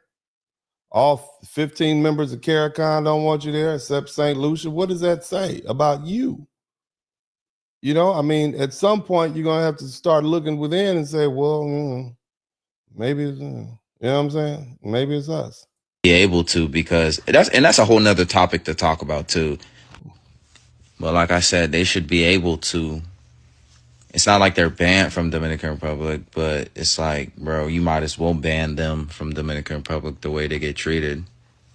And why are they treated like that? That's the question, And I think here in the United States, we don't really examine that because we don't care. As far as we care, all of those, we can't pronounce the names, we really can't find them on the map. If it ain't Texas, Florida, New York, California, or some state, we know where Hawaii is. That's pretty much the only island. We know where that island is, and that's about it, okay? Everything else is pretty irrelevant to the typical American. So we're ignorant in that regard, but by the time I finish with this broadcast tonight, we'll have a better understanding of what's going on and why. Like, am I wrong? Am I tripping? And when I say they should be able to go over there, I mean they should be able to go over there and be comfortable. Because yes, Dominican Republic and Haiti are 2 separate sides, but it's 2 separate sides making a whole fucking island. It's no fucking point.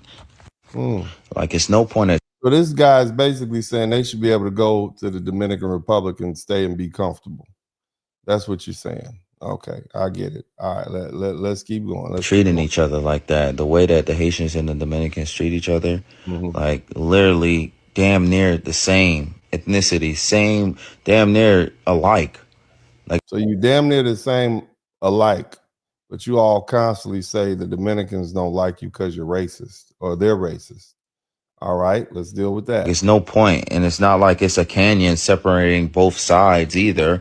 Like, it's a military. There's the Dominican military dudes is over there. y'all on the same island, and even if y'all weren't, like, why? Like, even if it was something separating those two sides, why? It's no point in treating each other like that, especially how the Somebody said it's colorism. Is it really colorism? They all look the same color to me. They all look pretty black and brown to me.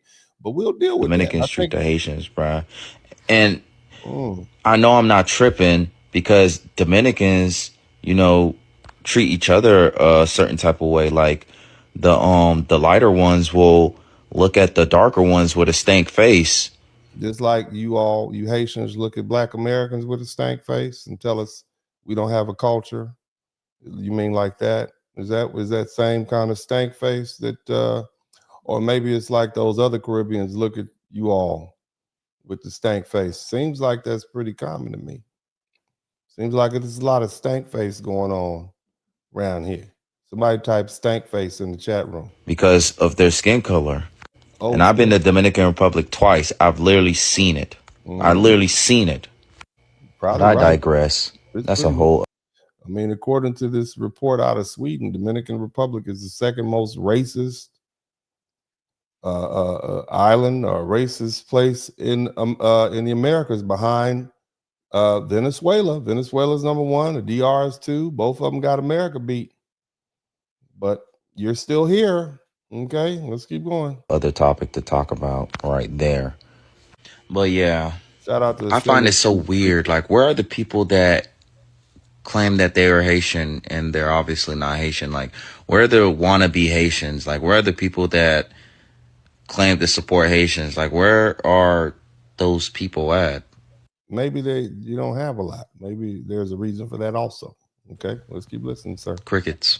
Yeah. Like, I ain't see no repost, no petition, no nothing, no kind of support, no kind of nothing. Don't watch the But everybody want to be Haitian, right? Everybody. No, they don't. Yeah, c'est vrai. But I know damn well that y'all didn't think that I was gonna get back on my platform and not address the No, this is Al Gore's internet. This is Al Gore's internet. bullshit policy that St. Kitts has against us Haitians, as far as us going over there and seeking asylum in their country. I know y'all didn't think that I was going to skip that. Ufu? So it all starts with the U.S. striking a deal with a couple of countries from the Caribbean, one of them being St. Kitts and Nevis, right? Now, St. Kitts prime minister decides to issue out a statement letting everybody know, yes, we have agreed to these terms, to this policy. We're going to go through with this. We will be accepting the people that America, the United States, sends our way, except Haitians. We're going to accept everybody but Haitians. And they cite security reasons, right? Somebody type no Haitians in the chat room. All these people don't want Mind you, the entire deal is based on sending non-violent, non-criminal people who are only seeking asylum. They think the non-violent ones are violent. That's what they're saying. That's amazing. What have y'all done to these other Caribbean islands, ma'am? What's going on? Man? Right? They just need help to their country. And this country, a Caribbean country at that, other black people don't want you there. Okay. Decided they were going to make it very clear. We'll take everybody but Haitians. Damn, that's embarrassing. They get OD backlash. Not just from Haitians, but from all of the Caribbean countries, talking about how dare you? How fucking dare you? You don't feel shame? I don't think so. Like you're glad, you're happy to be the white man, the United States puppet? How dare you open your mouth? How dare you in the United States? How you talking bad about people that are in their own country that don't want you there, and you're in the United States talking about the white man's puppet, and they're in their country? Think about that. You came to this country to sit up under the white man. You have your own black country and black government in Haiti that you can be at right now. Okay, but you decided to pack your stuff up, leave your all black country run by black people, black police force, black empowerment everywhere you can see, and you came to the whitest of white countries here in the Western Hemisphere. Okay, see, black Americans have been here. We've been here for hundreds and hundreds of years. We don't have another country. There's no flag of black America. We don't have a country. Where you going, man? I'm gonna go visit Black America for the weekend. Me and the wife are gonna go hang out. There's nothing to that. Okay, we can't do that. You have your own country. You can go to Port-au-Prince. You can go hang out over there. You got a capital, and you came over here to the United States, and yet you want to talk bad about a whole nother country. Say we don't want y'all in our country, and they're the white man's agent. Damn. I mean, I'm just saying that logic is quite convenient, ma'am. Dare you speak for you? your country and say that you are not going to accept one of your brothers and sisters, your neighboring islands? Like, how dare you? Oh, wow. And responsible. Maybe you're not the good brother. Sometimes you got family members you don't like. I've been there before. We all have. Let's keep going. You're mad at the backlash. St. Kitts decides to issue out a public apology. They publicly apologize and say, so sorry to my brothers and sisters, Haitian brothers and sisters. We didn't mean to do that, blah, blah, blah, blah, blah. But the damage is already done. It's already done. We see how this policy, how this country, how their government views, Haitians in need, Haitians that need help. It seemed like a lot of Haitians, it seemed like y'all been in need for a long time. That's what it seemed like to me, baby. Seemed like y'all been really needy. That's what it seems to me. And, I'm just pointing that out to you. Okay. Y'all don't care, right? So the damage is already fucking done. However, they issue out this public apology, right? Again, only because they're receiving backlash. If they weren't receiving any backlash, I promise you, they would have kept their mouth shut. Update though, right? That apology, I got to make it clear. It did not come from St. Kitts Prime Minister. It came from other officials, okay? Officers, all of that stuff. It did not come from the person who literally made it clear to the world that this is what St. Kitts is going to do, their prime minister. Well, maybe he's not sorry. Maybe he like, y'all can apologize. I ain't going to apologize, man. That's what he said. I'm not going to apologize. He meant it. You stay, he don't want you over there. Everybody else say what they want to say. He don't care, apparently. He does not care, ma'am. He does not care if you speak French and English and patois and educated and work hard. He don't want you there in St. Kitts. Where is St. Kitts? I don't know where it is, but he obviously knows that he doesn't want you all there, okay? Until recently. He's decided to speak out, and he's standing 10 toes down on that bullshit. Stop using our foundational Black American slang. That 10 toes down is pimp talk. Maybe that's from Oakland. Okay, that's straight up pimp 10 toes down. Don't got to buy the bitch out there on the motherfucking track doing what motherfucker got to do. You can't, use your own slang. Speak some of that patois, that sap I say. Okay, that's what you do. You speak some of that sap I say. Don't try to use our stuff. I'm tired of that. Go use your own stuff. Okay, let's keep going. Okay, bullshit policy, right? And it says right here that they confirm their limited agreement to accepting U.S. migrants, excluding Haitians. And this is why I said that little apology I could give two shits about, because we already know how you feel. And considering, our backlash is not really going to make the world shake. It's not going to make the... Yeah, because nobody cares. It would have to be Black Americans. Those foundational Black Americans, those American Negroes. We could get things changed. We can move the needle for you, but you all have been very mean to us. Because, we need to work harder. Somebody type, we lazy in the chat room. We need to work hard. We must comply. So you've been really mean and nasty to Black Americans. And see, I'm going to keep hammering down on that point. We told you this day was coming. That y'all linked up with us and got down with us decades ago, and you be good right now. You be right here up under our wing. Now you're not gonna do our brothers like that. You ain't gonna roll like. And look, it's some Black people from the Caribbean and Africa that we are 100% down with. Y'all have always been 10 toes down. Okay, you all are not who we talking about. We talking about these people who have, but these people who talk reckless about black folks, you know, like on the internet, yeah, I can't stand those black Americans. They're the reason that we like apathetic about you all right now. I want you to keep that in mind. And so you brought this on yourself. Yeah, black Americans could shut all this down. We could put up you see what we did in George Floyd? The white folks still mad about that. When we galvanize and we move, things change. We've seemed to have been the only group of people in this country who can make things move and force this country to adhere to its better angel. It is us, and it always has been us because we're the moral compass of the United States.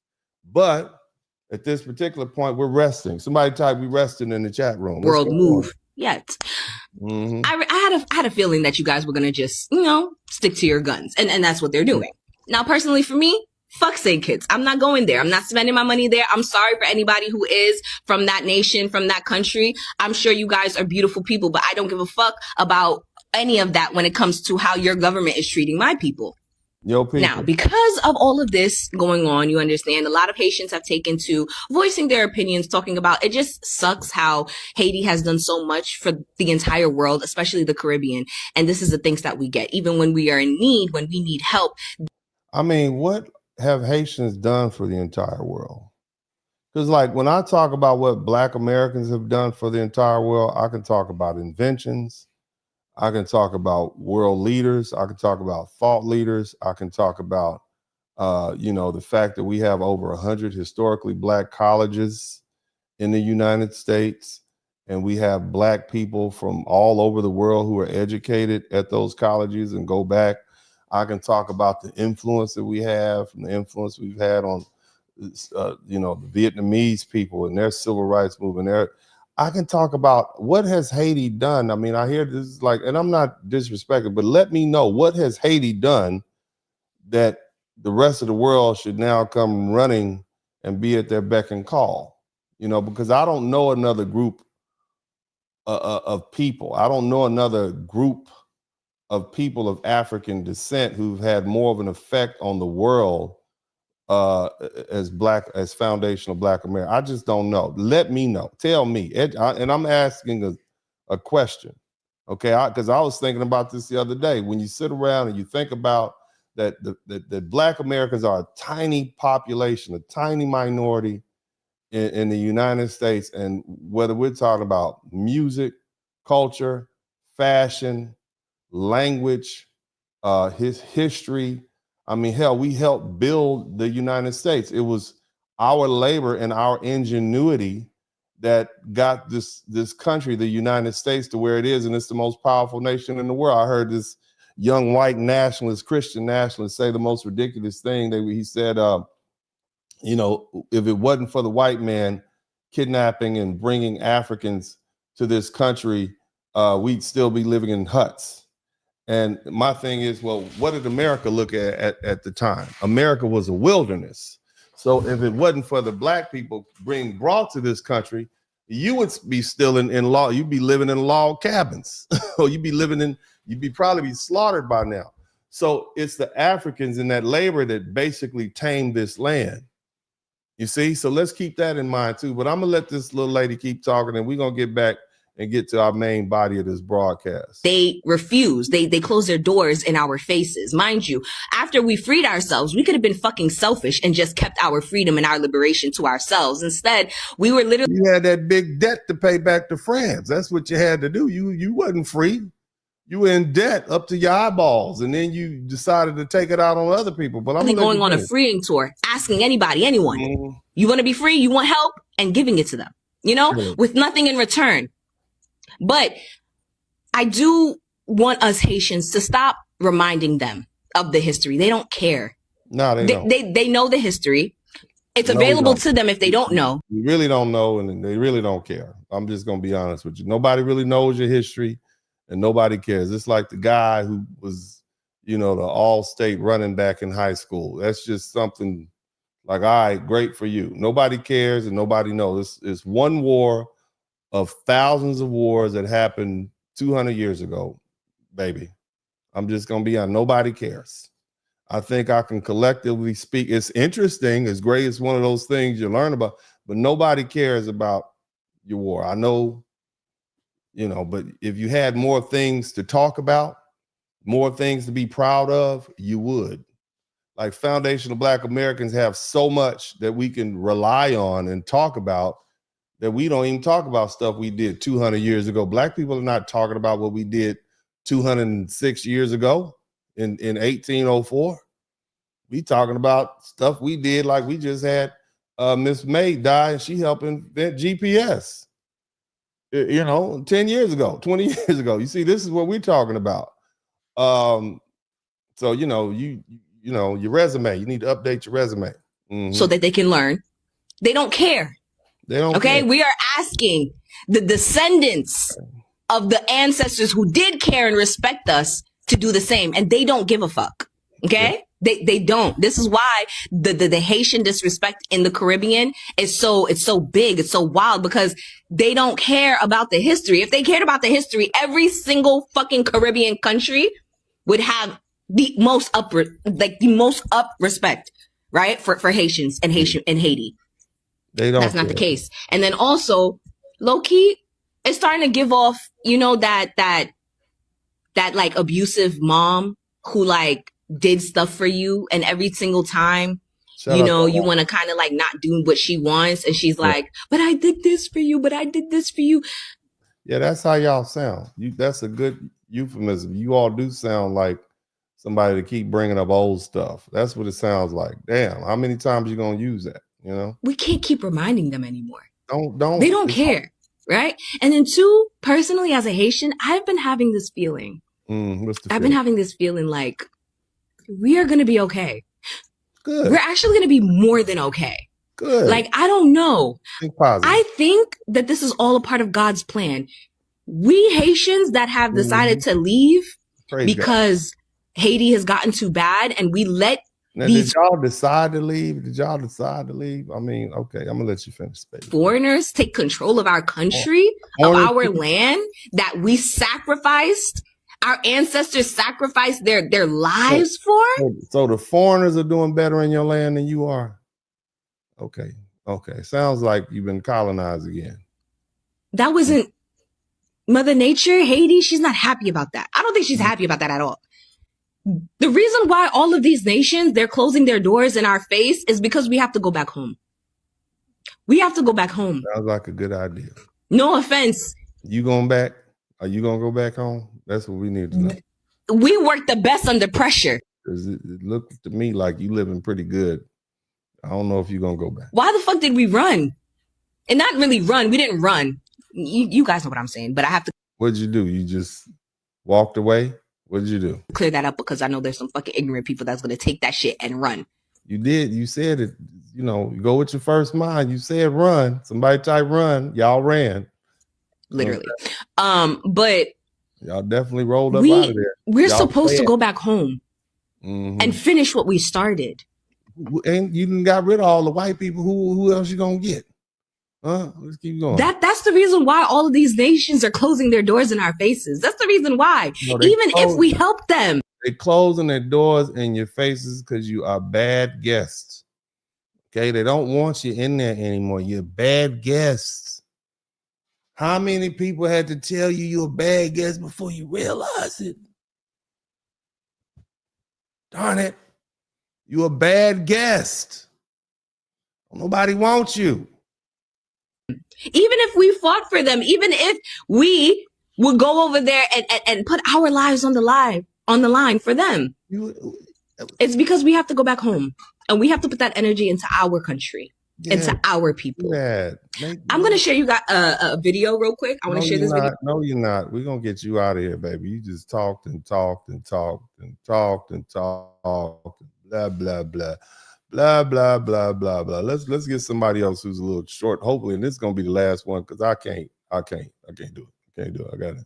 And Mavis Terence Drew has recently announced, alongside with his Caribbean neighbors, St. Lucia, Dominica, and Antigua, that he has been forced to succumb to the pressure of the United States of America as they continue their geographical onslaught on the sovereignty of the nations of the Caribbean, particularly following the USA's decision to place restrictions and in some cases bans on the citizens of these nations. So as a result, these nations have responded by entering into these agreements, which they described as third country deportee agreements, where they are prepared to accept deportees from the United States of America in return to get back their visas for their citizens, and also to return back any developmental aid agreements that they may have had in the past. But each nation has their own speculation, and what is quite interesting about St. Kitts is that they have speculated that we've gone into this agreement. However, we are only prepared to accept citizens from the CARICOM. However, we are also not prepared to accept citizens from Haiti.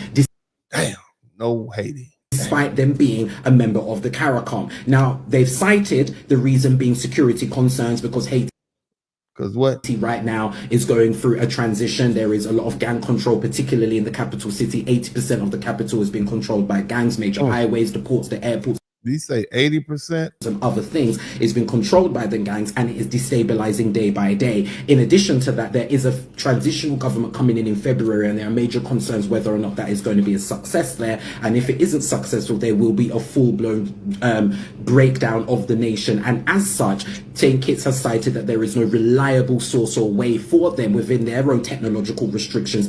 We need him to put a couple of commas in this conversation. So I need some commas and some periods. Okay, you need to breathe. Small nation for them to vet people from Haiti. Now, this isn't unusual, because although Haiti is a part of the CARICOM, many nations in the CARICOM actually still require for Haitian citizens to come in with a visa. Restrictions that other nations of the CARICOM, restrictions that other nations do not have, like what the Haitians have. So it is not unprecedented, but it does put into question a moral contradiction, because here you are having Haiti. Yes. Well, anyway, you guys, let's go ahead and get this hard work done. Shout out to everybody who's patiently waited to get through all these videos with me. I really didn't have a lot of videos, but these folks have been long-winded with the conversation. Shout out to everybody. Now look here, after hearing all those comments and videos, one thing should be clear, and that is Black Americans are not alone in how we feel about Haitians, and I'm say immigrants in general, being deported or sent back home. And this sentiment isn't limited to us. It's not just any one group. It's not just white countries. It's not just Black countries. It's not just the United States. You're hearing the same message from Canada. Okay, you're hearing other people from the Caribbean, Black-led governments, and from ordinary people who lived in places that already absorbed large numbers of Haitian immigrants. Okay, and different accents, different countries, same conclusion. And when you see that kind of alignment across borders, races, and cultures, you have to pause and ask an uncomfortable question. If everyone is saying no, maybe this isn't a foundational Black American problem. Maybe it's a Haitian problem, because the common consensus in these comments isn't hatred, it's fear. Fear of instability, fear of being overwhelmed, fear of permanent tethering to a country that many people fairly or unfairly believe cannot stabilize itself. People are not saying we don't like Haitians because they're Black. Many people are saying, many people are saying, we just don't want them there, okay? Every time, they're saying every time a large number of Haitians arrive, problems don't stay temporary. They become permanent. They talk about housing. They're talking about strain. They're talking about overcrowded shelters, informal settlements. They're talking about job competition at the bottom of the labor market. They're talking about weak enforcement. They believe once the Haitians arrive, they don't leave, and the governments lose control of the situation. That's what you see happening. And so everyone sees the same pattern and responds the same way. They're closing the door.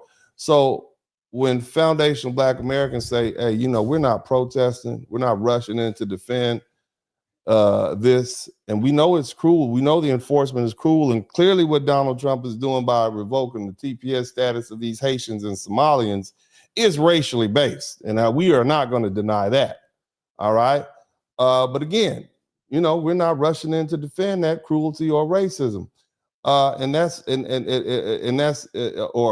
know, combat it, and that's recognition. We're watching other countries, black countries included, make the same decision, and you know, but yet people are still trying to shame us for even thinking about it.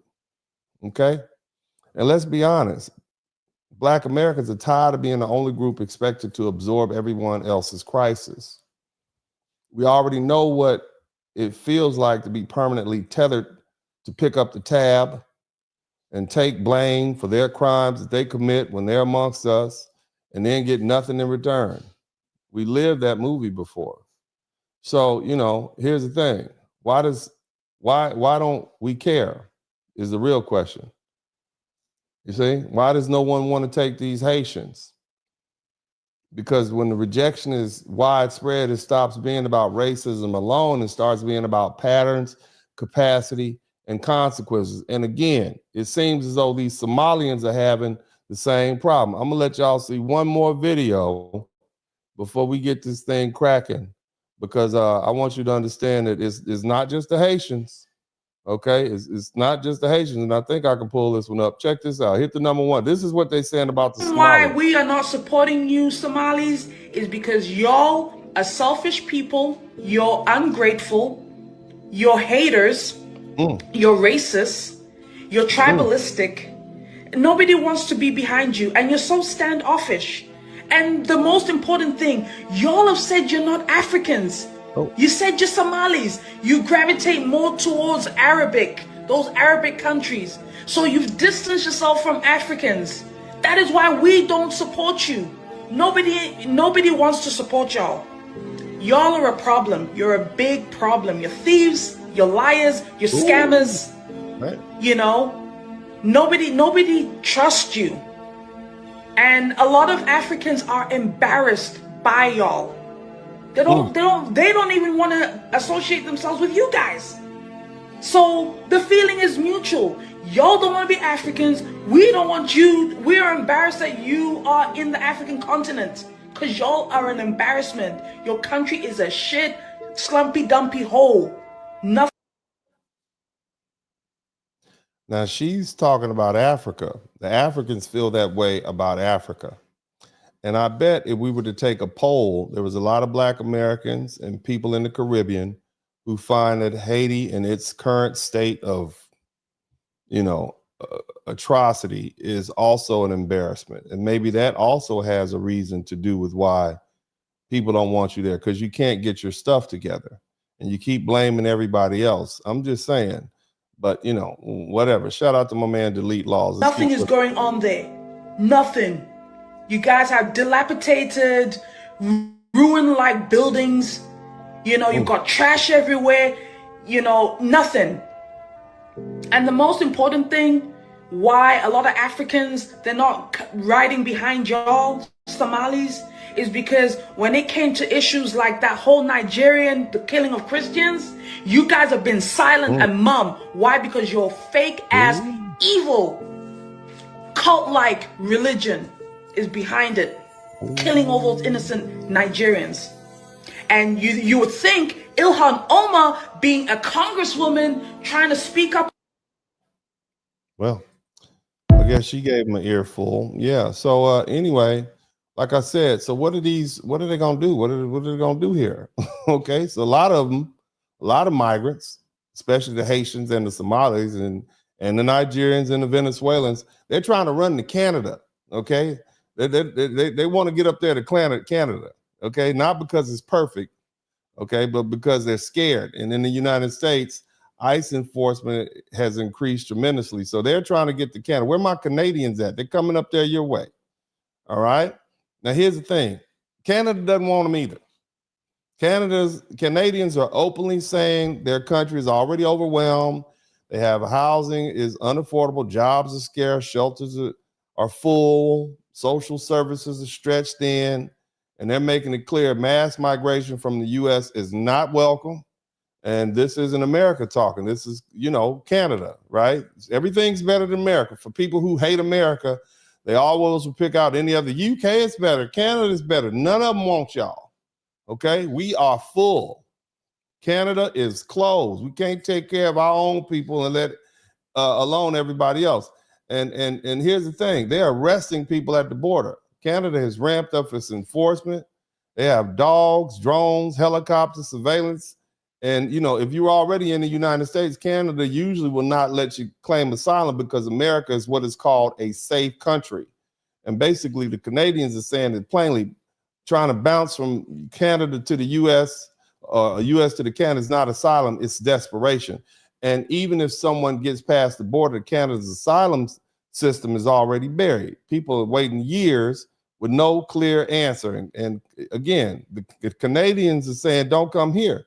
And here's another thing. People always talk about, oh, America's so racist. Do you know that Canada is not some racial paradise? Okay? All right? That belief collapses the moment you start actually looking at some of the things that happened. There was a dude named Abdillah. I'm going to call him Abdiram Abdillah. He died on July 24th, 2016. He was a Somalian. The cops just beat him up.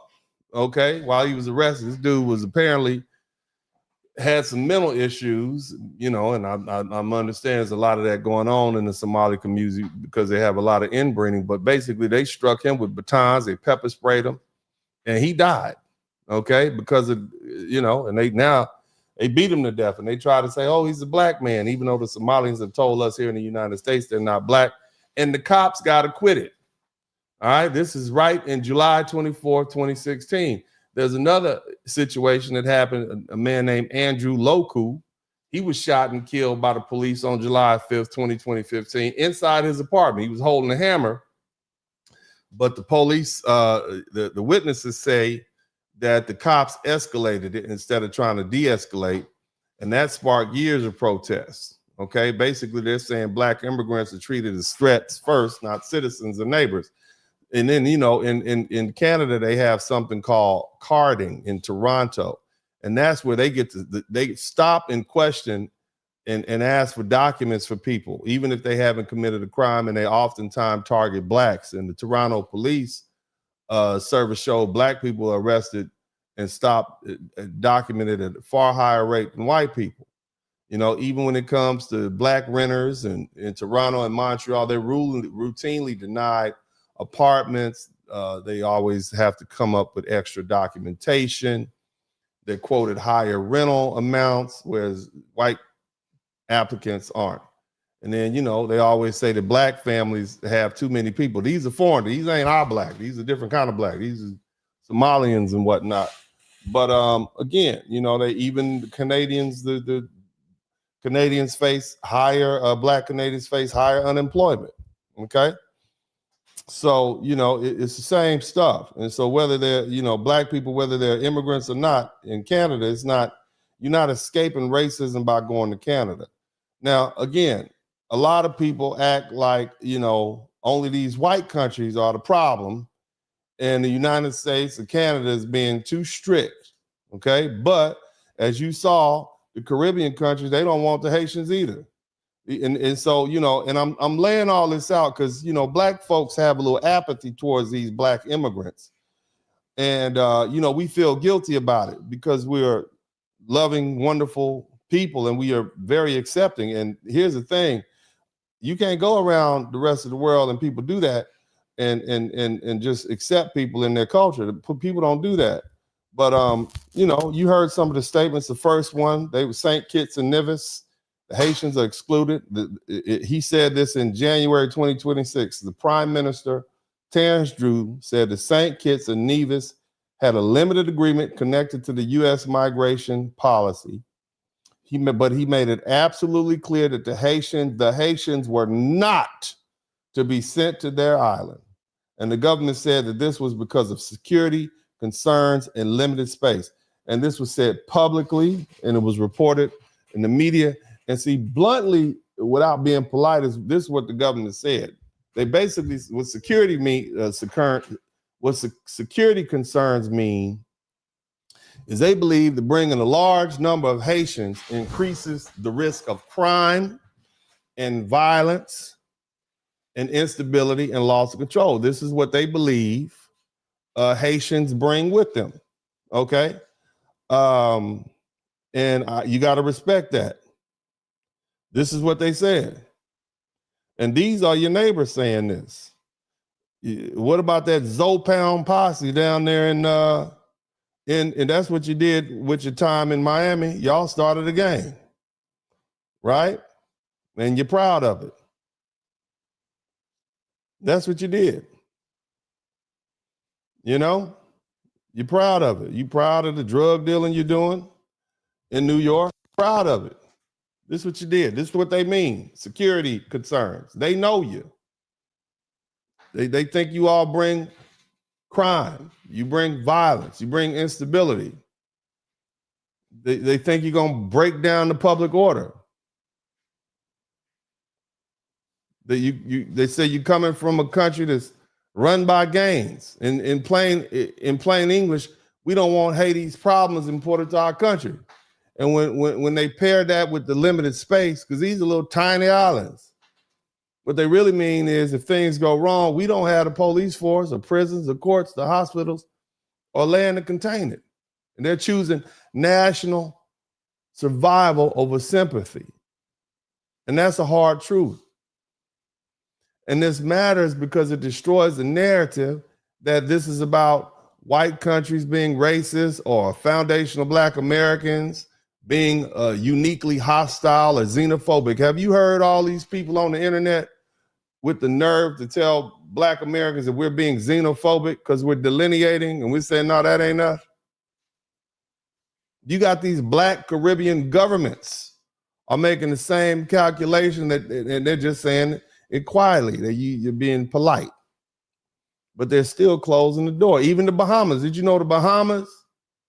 Way back in September, the governor of the Bahamas, this man's name is Prime Minister Philip Davis. Old Philip said it would not allow Haitians to enter the country to apply for the U.S. So here was the plan. The plan was we were trying to be slick, okay? What we were going to do is we were going to put the U.S. visa processing center in the Bahamas, and we were gonna send the Haitians over there. Y'all need to just wait outside the processing center. We're gonna ship y'all over there in a cruise ship, and y'all just hang out in the Bahamas until we get your papers work. And guess what the Bahamas said? They said, "Oh no, you won't." They said we will not have, the Bahamas will not become a waiting area. Because that would bring a large number of Haitians into our country. I want you to keep in mind, they're still accepting other immigrants from other places. They just don't want Haitians. You see, and the government understood that this would create political, economic, and housing problems. So in plain, blunt language, what this means is, what they're saying is they didn't want the Haitians coming at all, even temporarily, because they believe once large numbers arrive, they wouldn't leave. They didn't want to become a holding pen or a dumping ground for people the United States didn't want to deal with either. You see, they didn't want the Haitian problems. They didn't want to absorb those people. Obviously, you folk are not compatible with the culture. Here's another one, Turks and Caicos. Both Turks and Caicos, just like St. Kitts and Nevis, no to the Haitians. They repeatedly said it over and over. We don't want Haitians. We don't have space, we don't have money, we don't have capacity to deal with this, and we're not going to let our country buckle under this weight. Now, they did agree to accept other immigrants, but they straight up said no to the Haitians. They're higher risk than other, I guess. You see, but when the government agrees to accept other immigrants but draws a hard line at Haitians, they're making a specific judgment, not a general. What they're saying without saying it out loud is they believe Haitian migrants come with problems, and they do not believe that come with those other groups. And so the message is clear. This is not about immigration in general. It's not about race alone. It's about a perceived risk and capacity brought by a certain group of people. Now, one thing I noticed, they didn't even bother asking the Dominican Republic. I don't think President Trump even bothered asking. He didn't call, hey, he didn't call. No. Why do you all think that is? Right? And it's important when you think about how migration pressure is being handled in the region. Let's get down to it. You all are going to learn a lot today. How many of you all have visited the Dominican Republic? It's a beautiful island. Been there several times. It's just really nice to hang out. I've rented some property down there. Beautiful, beautiful place. People seem pretty nice. They seem pretty black to me. If you ever go down there, they seem pretty black. They different shades of black. Okay, it's a sunny island, very black. All right, they speak Spanish. There are people who speak broken English, and some of the professionals speak English, but it's for the most part a Spanish-speaking island of dark brown people, from jet black to light, but mostly black. Okay. Now, a little bit about the Dominican Republic. It's the second largest country in the Western Caribbean, right behind Cuba. And they share a border with Haiti. Okay. And as a casual observer of politics, we recognize that the Dominican attitudes toward Haiti have long been tense. Okay. And this tension is and it's not random, is rooted in centuries of conflict and discrimination and outright violence. Here's the thing. One of the most famous examples is the 1937 Parsley Massacre. Are you all familiar with that? Because the Haitians will always go back to that. These Haiti Dominicans have treated us poorly. They go back to what's called the Parsley Massacre. It was ordered by a dictator. His name was Raphael Trudeau. He was a Dominican dictator. Okay. And for about 5 to 8 days, starting in October 2nd, 1937, when Hitler was doing his thing, right? Dominican soldiers went from town to town along the border and systematically murdered thousands of Haitian women and children. You hear that? From 9,000 to 30,000, killed them. And they call it the Parsley Massacre because, and this is like some of the historians say it's a dispute, they don't know how much, but in Spanish, the way you say parsley is perejil, okay? And here's the thing. The soldiers apparently use the word because they look alike. They all look alike. That's what I'm trying to tell you. They all, if they have to speak for you to recognize who's who, what does that mean? That means they're all black. They all look alike. Okay, so just keep that in mind.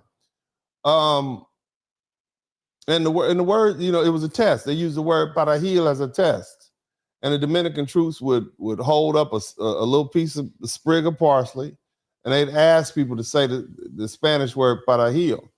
But because many of the Haitians spoke Haitian Creole and not Spanish, they probably couldn't pronounce some of the words. It sounded differently. And if they couldn't produce that Spanish sound in the way the soldiers considered correct, they were identified as Haitian and they were shot. They were hacked to death. Remember, this is jungle justice we talking about. So they chopped these people up with machetes. It was in full effect. Now, the thing you have to understand, all of this happened under the dictator Trujillo. The man was ruthless. He was one of the most brutal dictators in the Western Hemisphere. And he ruled the Dominican Republic for 31 years until he was assassinated. And the thing you have to understand that under Trujillo, the country was under total control. Nothing moved without his permission. He was in control of the politics and the economy and the military and the press and even personal relationships with mine. You had to ask him, that's your girlfriend? Not anymore. She belongs to us. But again, the Dominican Republic was a police state for about 31 years. And Trujillo was so extreme that, I mean, they renamed cities, streets, schools. They even renamed churches after him and his family, man. I mean, the Church of Trujillo, you know what I'm saying? And people were forced, they had to hang portraits in their homes and businesses of him. You understand? You had to be loyal to this man in public. You better not say anything bad about him. Even if you said it behind closed doors, you might get killed. He used the military. He had secret police. He had snitches. The torture was they would do stuff to you, man. They destroyed opposition and people disappeared overnight. 31 years. And here's the thing. If you got out of pocket, your family got punished. You mess up, abuela is gonna be hung up by her baby toes from a mango tree, for 30 days and 30 nights. You better stay in line. So people were afraid. And the reason, even now, the reason you don't see a large number of Dominicans who've migrated to the United States is because Trujillo wouldn't let them leave. They wouldn't allow them to leave. The country was on lockdown. Travel was tight. Leaving the country without permission, it could get you in prison. It could get you tortured. It can get you death. It could get your family hurt. And so Trujillo wanted Dominicans inside the country where he could control them. And migration meant loss of control. And so he wouldn't let them go. And so anyway, Trujillo killed a bunch of Haitians, in the parcel. But that was par for the course. That's what they did. You know what I'm saying? Because he killed Dominicans. He killed them by the thousands. I mean, the man ruled for 30 years. That was nothing. That's what they did. He killed political opponents. He killed journalists. He killed labor organizing. He killed students, priests, military officers. People got disappeared. And here's the thing. And I heard about this when I was down there. There was girls called the Mirabal sisters, Patricia, Minerva, and Maria Teresa. And so on November 25th, 1960, they were all murdered. And these women were heavy critics of Trujillo. They were brave women. They spoke up. It's like, motherfucker, Papi, you no good, Papi. I don't like, they spoke up. They're brave women. You see? And so he had them arrested. He had them beaten. These are women. They had the sisters beaten and murdered by secret police. And then he tried to set it up to look like a car accident with slick self. But people knew, and that turned the public against him because he was three girls, 3 women, the Maribels, and they knew that, he didn't like what they were saying, but they end up becoming national heroes, and their murder is commemorated globally as International Day of Elimination of Violence Against Women. And so Trujillo, he didn't just stop at his border. He ordered the assassination of the president of Venezuela. You understand that? Them Venezuelan presidents been catching hell. But the Venezuelan president at the time in 1960s was Romulo Betancourt, and they tried to bomb his car in Caracas, but the attack failed. But it let everybody everybody in the region on notice that Trujillo was a danger and he was a serious threat to the Caribbean. Now here's what you got to understand. At the same time, Trujillo pushed this extreme ideology.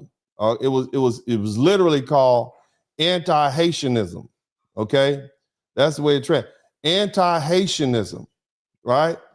And it framed Haitians as racially inferior, dangerous, and incompatible culturally with the Dominican identity. And the ideology was fueled by the Parsley Massacre. Shout out to Torian Jones, which I said happened in 1937, where the Dominican soldiers slaughtered those Haitians and Dominicans of Haitian descent along the border.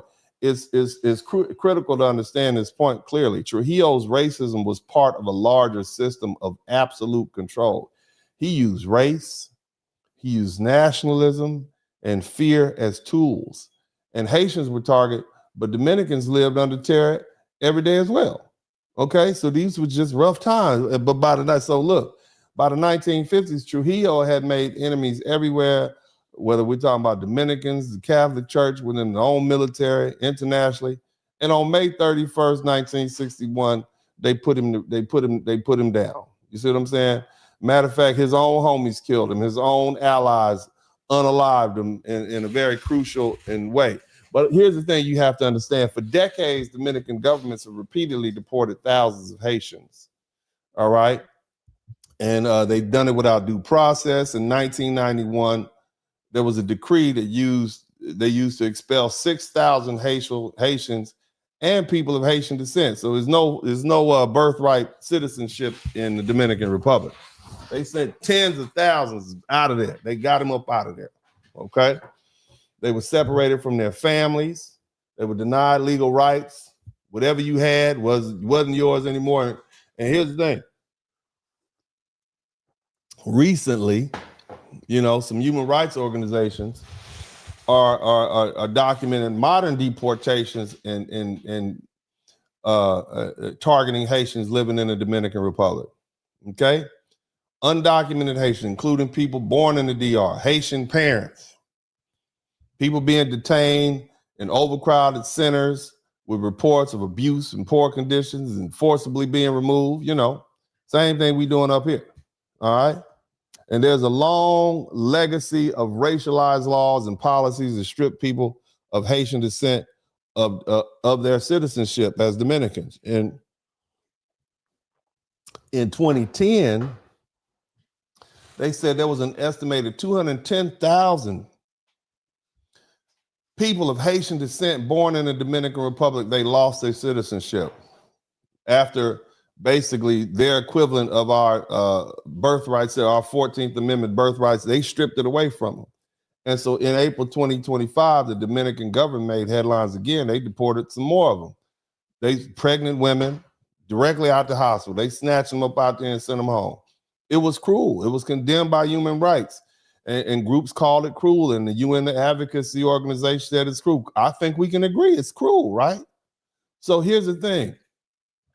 The history between the Haitians and the Dominican Republic, it's not just a matter of political attention. It's one marked by genocide, violence, forced removals, discriminatory national laws, and modern deportation campaigns that disproportionately target Haitians and Dominicans of Haitian descent. And see, this is the part of what shapes the Dominican public opinion and policy towards Haiti. Now, I want y'all to understand something, okay? All right, now I laid all that out for a reason. Who's the bad guy in this situation? Just hearing that part. Who's the bad guy? Who are the bad people? Are the Haitians bad or the Dominicans bad? Let me know. Who's the bad people? Y'all let me know. Who's the bad people in this situation? It's easy, right? Black and white, right? The bad guys are Dominicans, right? Yeah. Somebody type DR. That's the bad guy. How dare they send all them poor people home and the bad guy, right? Right? It's easy. See, history is funny. It depends on who's talking. I try to give you everything, right? Y'all were mad at the Haitians 20 minutes ago. Y'all been mad at the Haitians for an hour and a half, and now you like, damn, but them Dominicans are worse, right? Now let's consider the context. Because now it's time to learn something. We learning a lot tonight. I hope you all appreciate what I'm doing here. And look, they share an island. A history of massacre, discrimination, and fear runs deep. Right? Okay.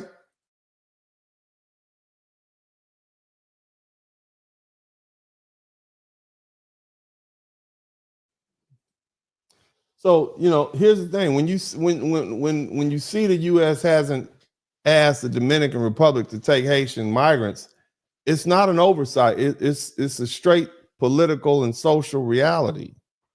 The long, brutal history of anti-Haitian sentiment in the Dominican Republic, it makes it clear why the country would not be seen as a partner who's going to absorb and resettle the Haitians.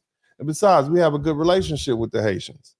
Matter of fact, our country had a good relationship with Trujillo. He wasn't our problem.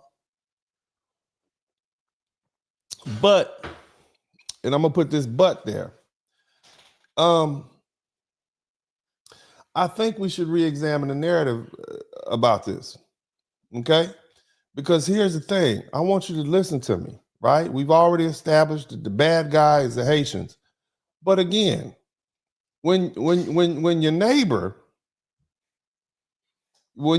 has repeatedly shown violence and exclusion and outright hostility towards your people, you don't expect them to open the door in a crisis.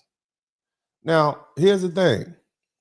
Like most Black Americans, I was not taught anything about the relationship between the Dominican Republic and Haiti. I mean, let's be honest, okay? Let's can we just be honest with each other? Our country refers to those countries as shithole countries. Maybe not so much the DR. It's got favorite status. Many of you all have been there, right? But they're as irrelevant to the typical American as a gnat on a cow's ass, that's walking through the pasture on the side of the road that you driving down at 80 miles per hour with your sunglasses on, head back, blasting your music. That's how relevant those islands are. Most of you all don't know the difference between the Dominica and the Dominican Republic. However, based on the scant social media reports, I was led to believe it's simply about racism, right? The Dominicans don't like Haitians because they Black, right? It's racism. And, as a Black American, as a foundational Black American, that explanation made me, made sense to me at the time. Dominicans, they quick to tell you me no Black. Dominicans are notoriously known for that. Me no Black, right? That's what we hear. That's the running joke. And Haitians are clearly Black, right? So you got the me no Blacks and the clearly Blacks. So it's easy to accept the story without ever being taught the full history behind why Dominicans feel the way they do. Most Black Americans, the moment we hear the word racism, automatically assume that the other side is at fault. That's a reflex. It's understandable. It comes from FBA lived experience, but that same reflex has stopped us from asking deeper questions when only one side of the story is being told. We see this all the time in American politics. The Democrats, they do a good job at that. They tell us that the Republicans are racist, and we automatically vote Democrat, even when it's against our interests. And we've done it for years. Y'all voted for Kamala Harris. Y'all voted for Joe Biden. Immigrants haven't helped you. They were both pro-immigrant. But here's the thing. For many years, Dominicans did not have a voice in the places where these stories were being told. It wasn't because they didn't have anything to say. It's because they didn't have access. Language played a big role in that. Many Haitians speak French, they speak Creole, they speak Spanish, they speak English. And that made it easier for them to move through the US colleges and media and activist spaces, especially because they identify as Black. Most Dominicans, on the other hand, mainly speak Spanish. And as I said before, they really didn't leave the country. They had to stay there because of Trujillo. So as the Haitians were moving around the Caribbean and the United States, we didn't really see many Dominicans till after the 1960s. But nevertheless, they spoke Spanish, right? And so because of that, we're not reading Spanish. We definitely don't read those history books in Spanish. We don't see that special. So we really only heard the side of the story that makes the Dominicans appear like the bad guys, okay? And at the same time, as I said, many Haitians made a clear effort to connect themselves to Black American experience. We have famous hip hop groups, the Fugees, which is basically short for refugees, and they've become part of the black music. They're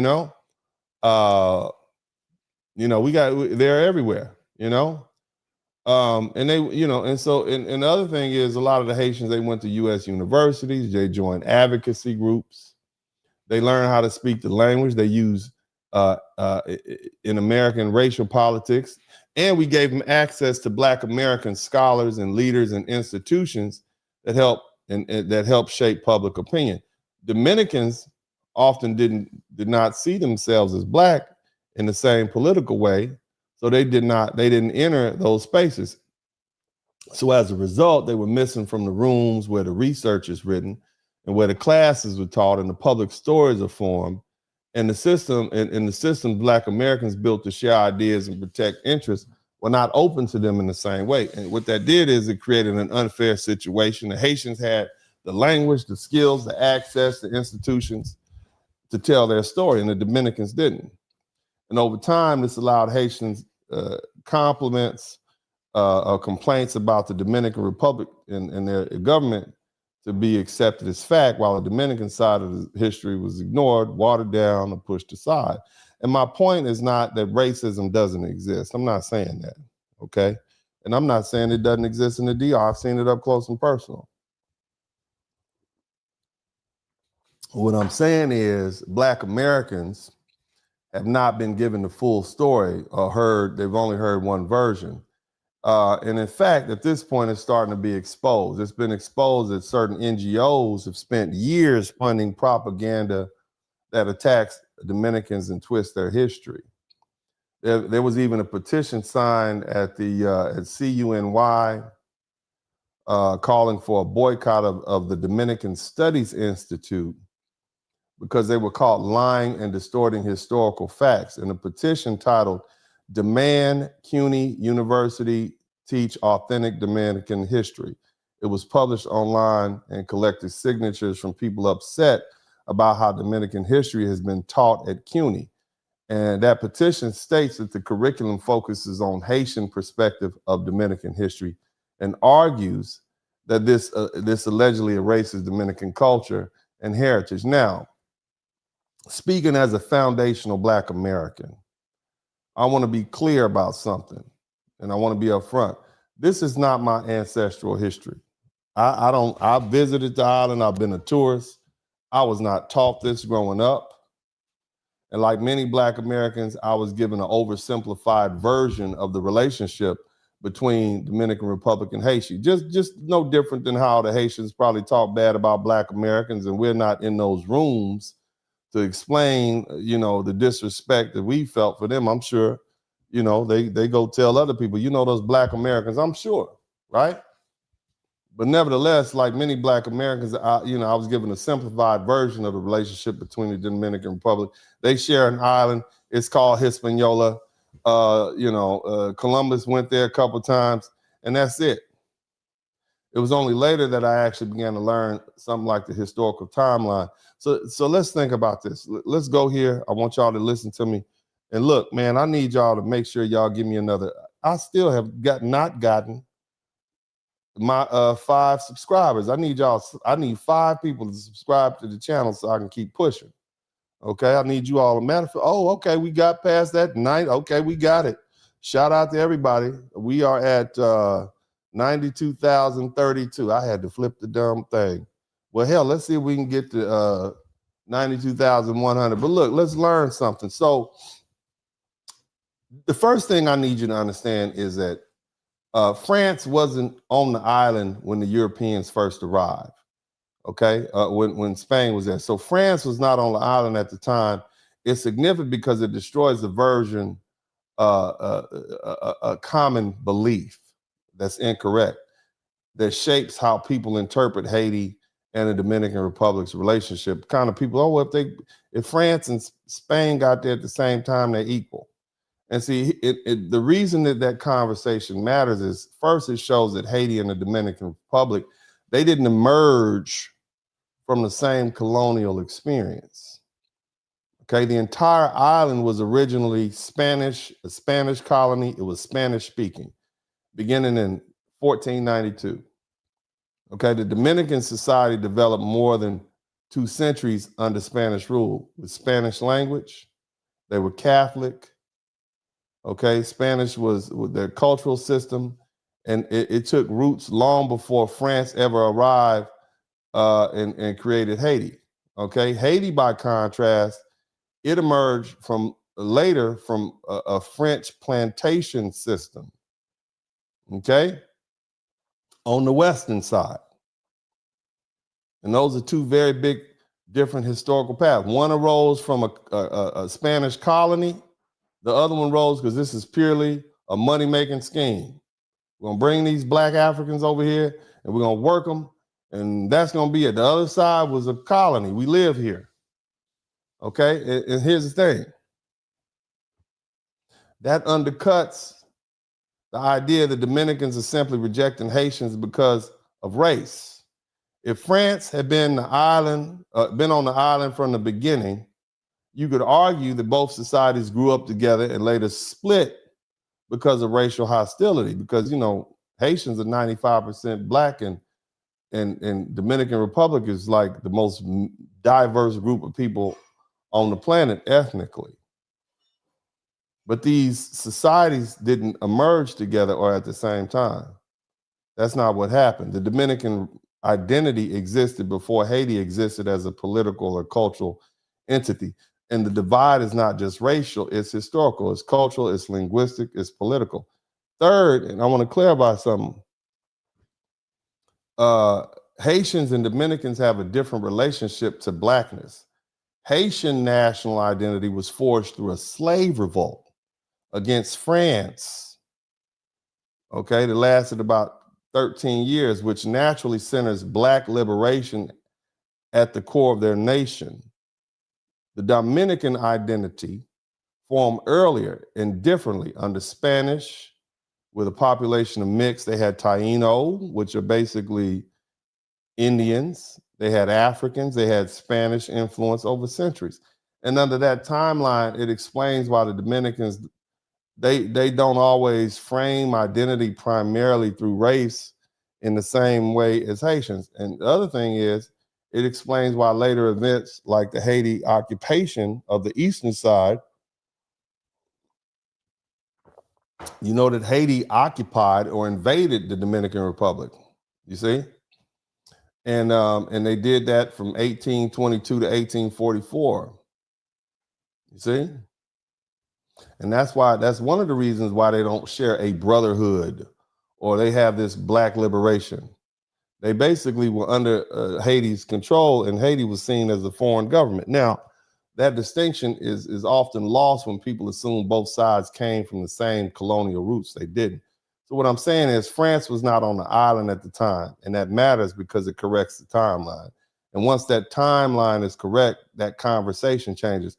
What often gets framed as a simple anti-black racism begins to look more like a clash between two societies that formed under different empires at different times with different identities, and that doesn't excuse any wrongdoing, but it does explain the relationship, and it can't just reduce it to racism. Now, this is where the timeline really matters, especially when people try to reduce an entire history between the Dominican Republic and Haiti down to anti-black racism. And that explanation starts to fall apart once you start looking at the facts. So the island was colonized by Spain during Christopher Columbus's first voyage in 1492. The trip was funded by Queen Isabella of Spain, and the voyage wasn't even meant to go to the Americas. They were trying to find a route to India, and Columbus, crashed in the Caribbean. He crashed in the island of Hispaniola. They call it Hispaniola. Actually, it was called, oh my God, it was, let me see. Puerto Rico was called Boricua. Jamaica was actually called Jamaica. In the Dominican Republic was called Isqueya. That's what the Tainos call it. They call it Isqueya. Okay? That's where the Taino lived. And the Taino stands for happy people. That was what they call themselves, happy people. That's what Taino means. And so anyway, I mean, you can imagine it was out there chilling, hanging out, having a good time, enjoying life. But for 4 years later, in 1496, the Spanish came in and they founded Santo Domingo. That was the first permanent city, European city in the Americas. And that tells us how early, that's 500 years, this is how early the Spanish controlled and established themselves in that country. And that's early. Okay, so then during the 1500s, Spanish began to bring enslaved Africans there to Santo Domingo. So for 200 years, It was just Spanish-speaking people on this island. 200 years. Okay? Haiti wasn't there. There was no Haiti. It was just the Spanish colony. They had European Spaniards, they had Africans, they had Indians, and all these people began to mix together. The population already included Black Africans right alongside the Tainos and the Spaniards. So obviously there were people on the island we would clearly recognize as Black as long before the French brought the Africans they call Haiti. And that matters because it shows something very important.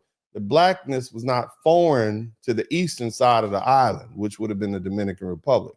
And Africans were present from the beginning of Spanish rule. They were part of the labor force, they were part of the population, and eventually part of the society that developed there. The Dominican society, okay, it didn't form in opposition to Black people. It formed with Black people already inside. So when people try to explain every conflict between the DR and Haiti as simply anti-Black racism, that explanation ignores a historical reality.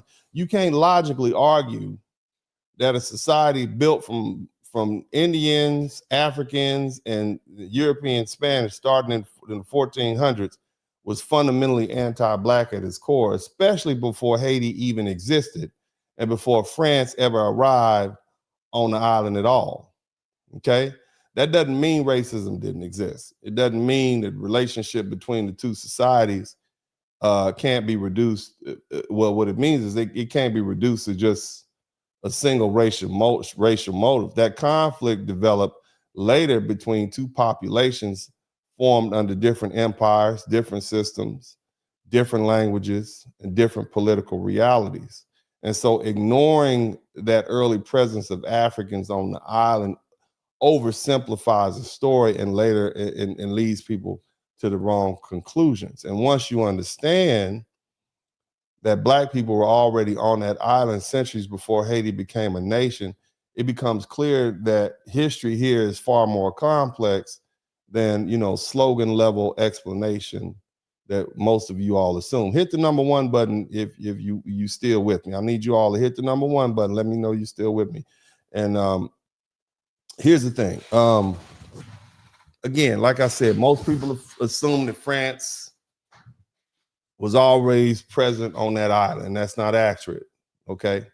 Because for 200 years, some say 205 years, France had no control over Haiti at all right? And the entire island was known as Santo Domingo, and also was called Hispaniola, all right? And there's historical documents to show that the people were already being referred to as Dominicanos. And that name is linked to the Order of the Dominicans, which is a Catholic religious order from Spain. And this naming predates the Dominican independence for centuries. Okay, so now let's move forward. 1697, Spain gives up part of the western portion of the island of France under the Treaty of Ryswick.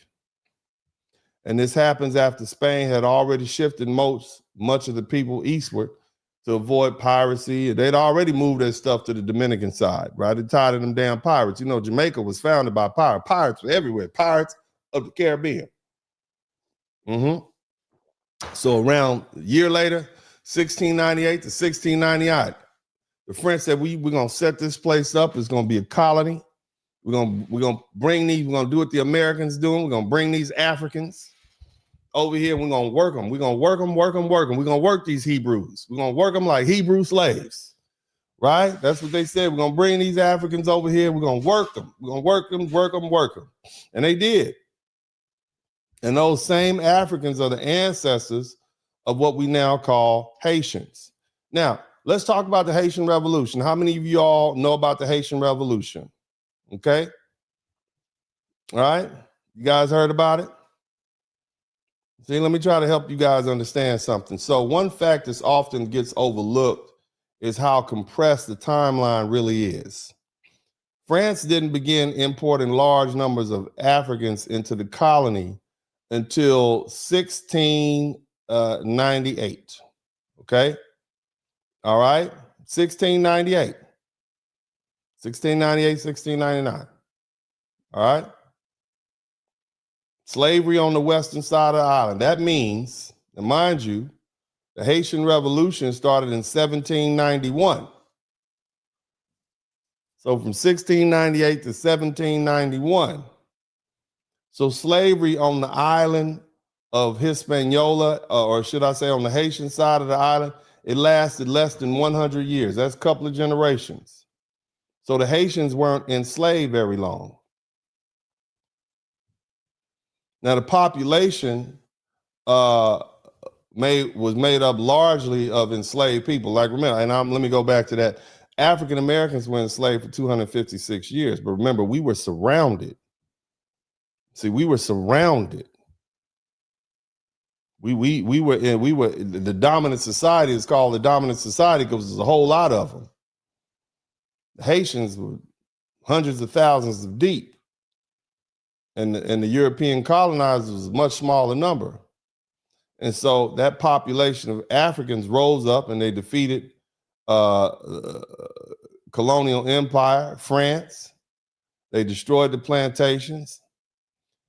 It took them 13 years. It started in August of 1791 when they revolted against the French plantation owners. And by the time Santo Domingue was at that time, it was a rich colony.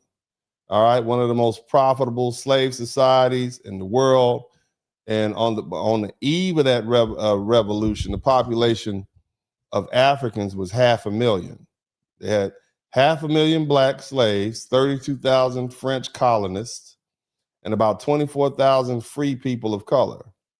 All right, and some of them owned slaves, and many of them were mixed race, and they owned land, and they owned slaves, and they had businesses, just like many of you black folk here in the United States, mixed race. Now, from the beginning of the revolution, the revolution was not a single unified movement. Remember, this thing lasted 13 years, so it was going. It was multi-sided. It was a conflict. It involves the Africans, the free people of color, white colonialists, and later you had foreign powers come in, and leaders such as Toussaint Louverture, Jean-Jacques Dessalines.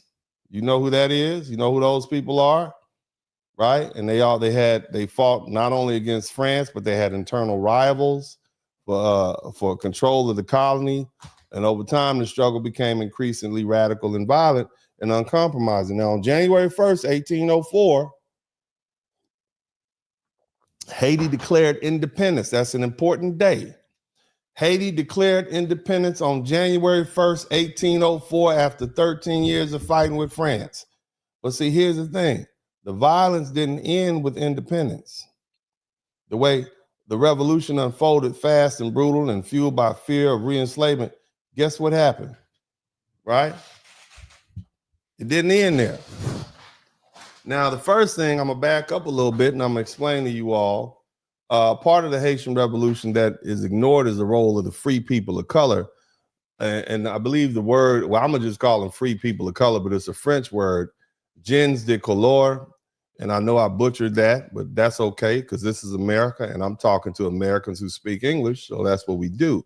But again, before the revolution, many of them, they were wealthy, they were educated, they were socially elevated compared to most of the other Africans, and they owned property and sometimes they owned slaves, and they demanded equal rights with the white colonialists, right? So they had money. They were brown, they were dark, they were colored, they were mixed. You see what I'm saying? They were a mixed population. But they were still legally discriminated against because of their race, and they were excluded from political power. But keep in mind, it wasn't a whole lot of them, right? It was just, it was 24,000 colored free people of color and 32,000 French people. But anyway, they had internal conflict. They had something that popped off called the War of the Knives, and that was a fight between Toussaint Louverture and his, a black former slave, and Andre Rigaud, a powerful mixed race leader. So, you had the racial animosity going on, the interracial. There's a lot going on in that, okay? But the thing is, as I said earlier, You know, and sometimes it got black and white, and sometimes it got black versus interracial or black versus multiracial.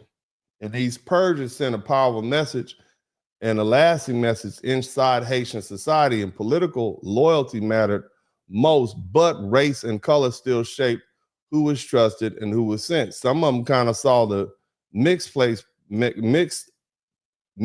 people as demonstrate a lack of loyalty. They kind of liked the system, the way it was set up. They had made their way up and owned things, and they were vested in the system, okay? But the revolution had begun by destroying white supremacy, but it soon turned inward, reinforcing these deep suspicions towards mixed race elites who were viewed as too close to colonial power and not black enough. You understand what I'm saying? And so by the time independence arrived in 1804, mistrust between the formerly enslaved Africans and the mixed race elites, it was entrenched. And this helps explain why the post-independence Haitian leadership attempted to erase the color distinctions altogether. So in the 1805 Haitian Constitution, and this is important, they declared that all citizens would be legally known as black. You could be light, bright, damn near white, and you still be considered black, regardless of your skin tone. And that's not what they did in Haiti. I mean, that's not what they did in the Dominican Republic. Now, on paper, this was meant to eliminate the French racial caste system. If everybody's black, we can't have a caste system. It ignored the obvious, but in practice, it also reflected how violently those categories had already been contested and how dangerous color distinctions have become. So in this regard, you can kind of say that the government was, you know how colorism works. It still worked. They were still using it, but it was in the inverse. Now, culturally, this legacy mattered. It shaped how Haitian society came to view people who they considered not quite black enough. They associated lighter skin or mixed ancestry with betrayal, elitism, or foreign influence. And those attitudes didn't disappear with independence. They hardened through the years of internal conflict and bloodshed. Are y'all listening to me? Okay, now imagine being a Dominican neighbor, especially in the DR, where racial mixing had been common for centuries, and the Haitian Revolution didn't just look like a fight against slavery, it looked like a warning. It looked like a revolution that moved fast and destroyed an entire social class and turned inward to eliminate what it perceived as threats amongst whites and mixed race elites. Okay? Just think about that. You on that island and they killing people over there just because of how they look. You understand? I just want, there's no Navy coming in. There's no backup coming. Now, I want you to listen to something. We as Black Americans, we like, yeah, revolution, 1804. We hear that all the time, right? Now, I want you all to hear me. So the Haitians declared independence on January 1st, 1804. And the new head of state was Jean-Jacques Dessalines. He made a deliberate decision to remove what he believed were ongoing threats to the survival of the new nation. Somebody type new nation in the chat room. The new nation. You know how we talk about America, and we talk about how America was founded? We talk about that. I talked to you all the other day about Rome and how it was founded, right? Remember that? The rape of the Sabine women, how Romulus killed Remus, that. We know our American history. Well, Jean-Jacques Dessalines deemed that there was a threat to the survival of the new nation. And those threats, in his view, were the remaining French whites. Remember, the military was gone. They got the military up out, they fought them for 13 years. Okay? So who was left? mostly civilians. They had participated, they had benefited from the slave system. They might have even aided the French in trying to reclaim the colony. You see? So here's the thing, between January, really it's like February 1804 and April 1804, Jean-Jacques Dessalines ordered a coordinated campaign across Haiti to kill, murder most of the remaining civilian French population. Did y'all know that? See, this wasn't spontaneous mob violence. This was the state. It was directed by the state. This black man, carried out by military units under his order, and local commanders, they followed orders. What did they do? Well, according to the historians, they initially tried to intentionally avoid mass public executions at first. Instead, they would try to kill quietly and locally. The order went out, we're gonna kill all these white people, we're gonna kill them all. We're gonna kill them all. They went town by town. They didn't want panic. They didn't want resistance. Initially, what they did was they targeted the French. You know, we celebrate the Haitian Revolution, right? This is it. Let's celebrate it. Somebody type 1804 in the chat room. Let's type 1804 in the chat room. Let's go ahead and type 1804 in the chat room, you foundational Black Americans. Let's talk about it. Let's celebrate this. This is what they celebrated. And see, I know my people. I know Black America. This ain't us. It's not what we do. 1804. This Haitian military went around. They targeted the men at first. They arrested them, okay, under pretext, and then they quietly executed them. And then, you know, they said, we'll spare the women and children. We'll spare the women and children. But later, Dessalines ordered that they be killed also.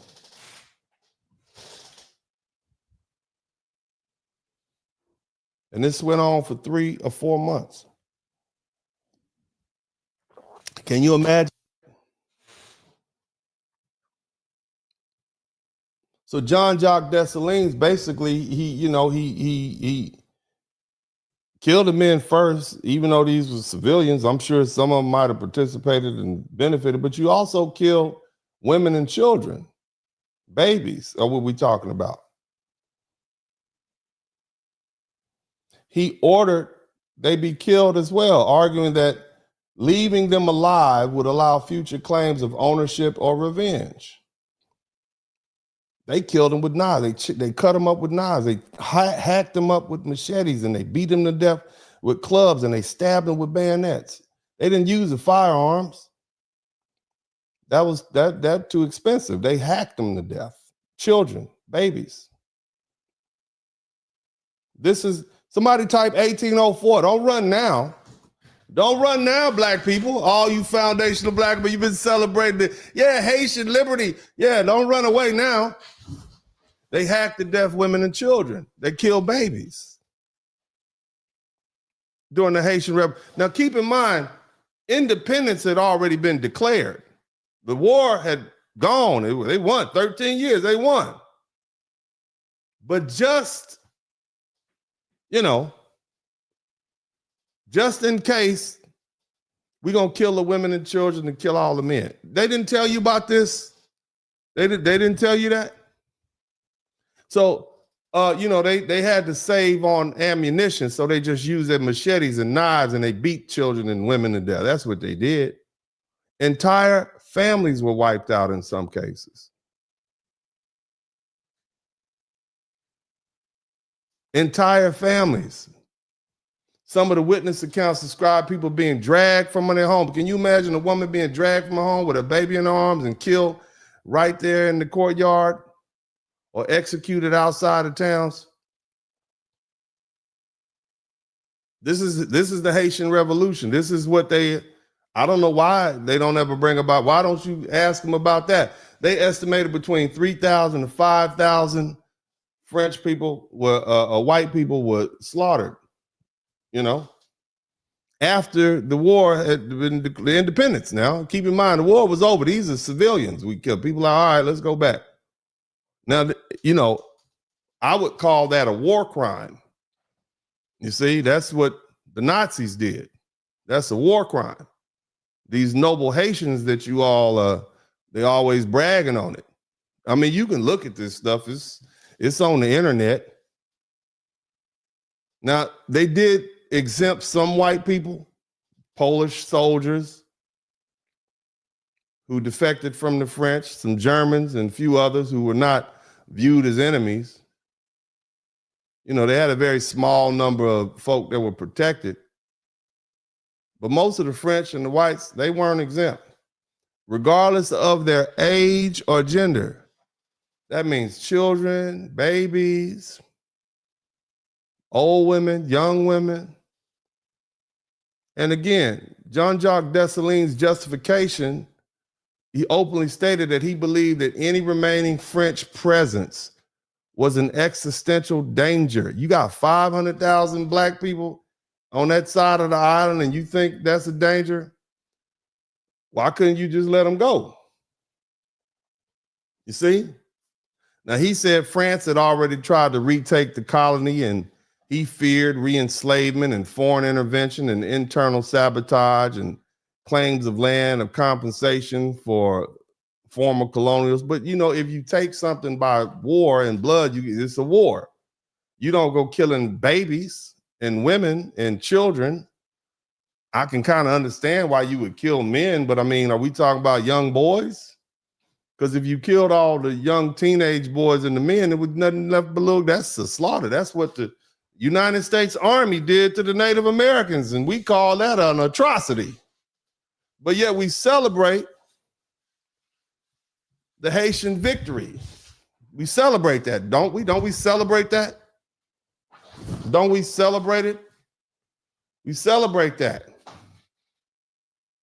So basically, this was what is called a preemptive act of national defense. We just gonna kill them before they even we're gonna murder we're gonna get them all out of here. But again, from a modern day framework, from an international justice standpoint, that fits the definition of a mass killing of civilians, including women and children. That's a war crime. But that's how the war ended. Now, see, why does that matter? Okay, are y'all still with me now? Why does that matter? Do you think that happened in a vacuum? Why do you think that matters to the rest of the Caribbean? You see? Don't you think the Dominicans saw that? And the Jamaicans? They watched it happen. That revolution didn't stop at independence. The leadership killed women and children, civilians. They eliminated what they perceived as a threat. There's no indication they were any immediate harm. Why couldn't you deal with that at a later point? So that new state was built through extreme violence even after victory. That is their reputation. That history shaped how their neighbors and societies understood Haiti. These people are violent. These people are ferociously violent. They warred with the mixed people. They killed the mixed race people. They slaughtered the French women, children, and whoever after the war was over. I'm just asking you, what would your perception be of these people? What would your perception be of Jean-Jacques Dessalines? You know, this person that these people try to get us to, celebrate. That's not what we did. We didn't kill women and children as foundational Black Americans. That ain't us. That's not our culture.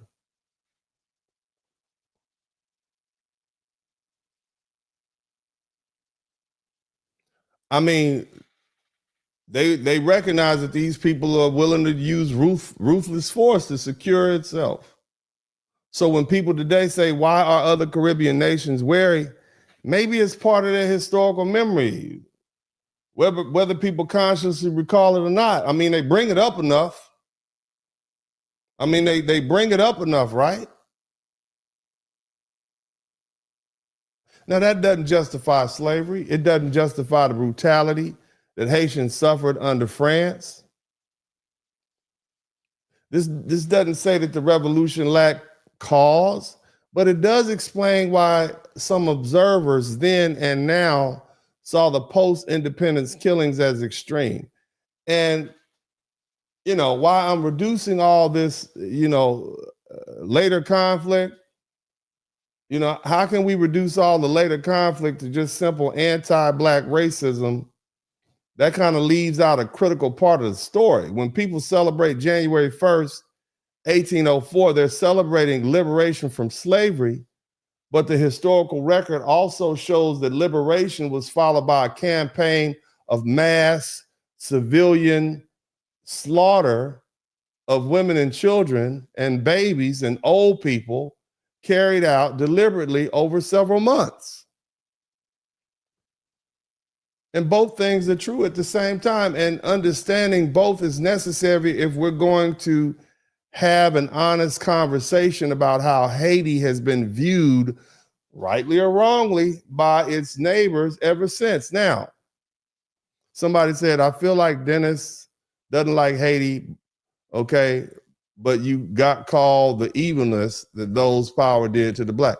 Yeah, I mean, you know what I'm saying? I'm going to call evil, evil, no matter what. I think it was evil that what white people did. I think it was evil what the Nazis did.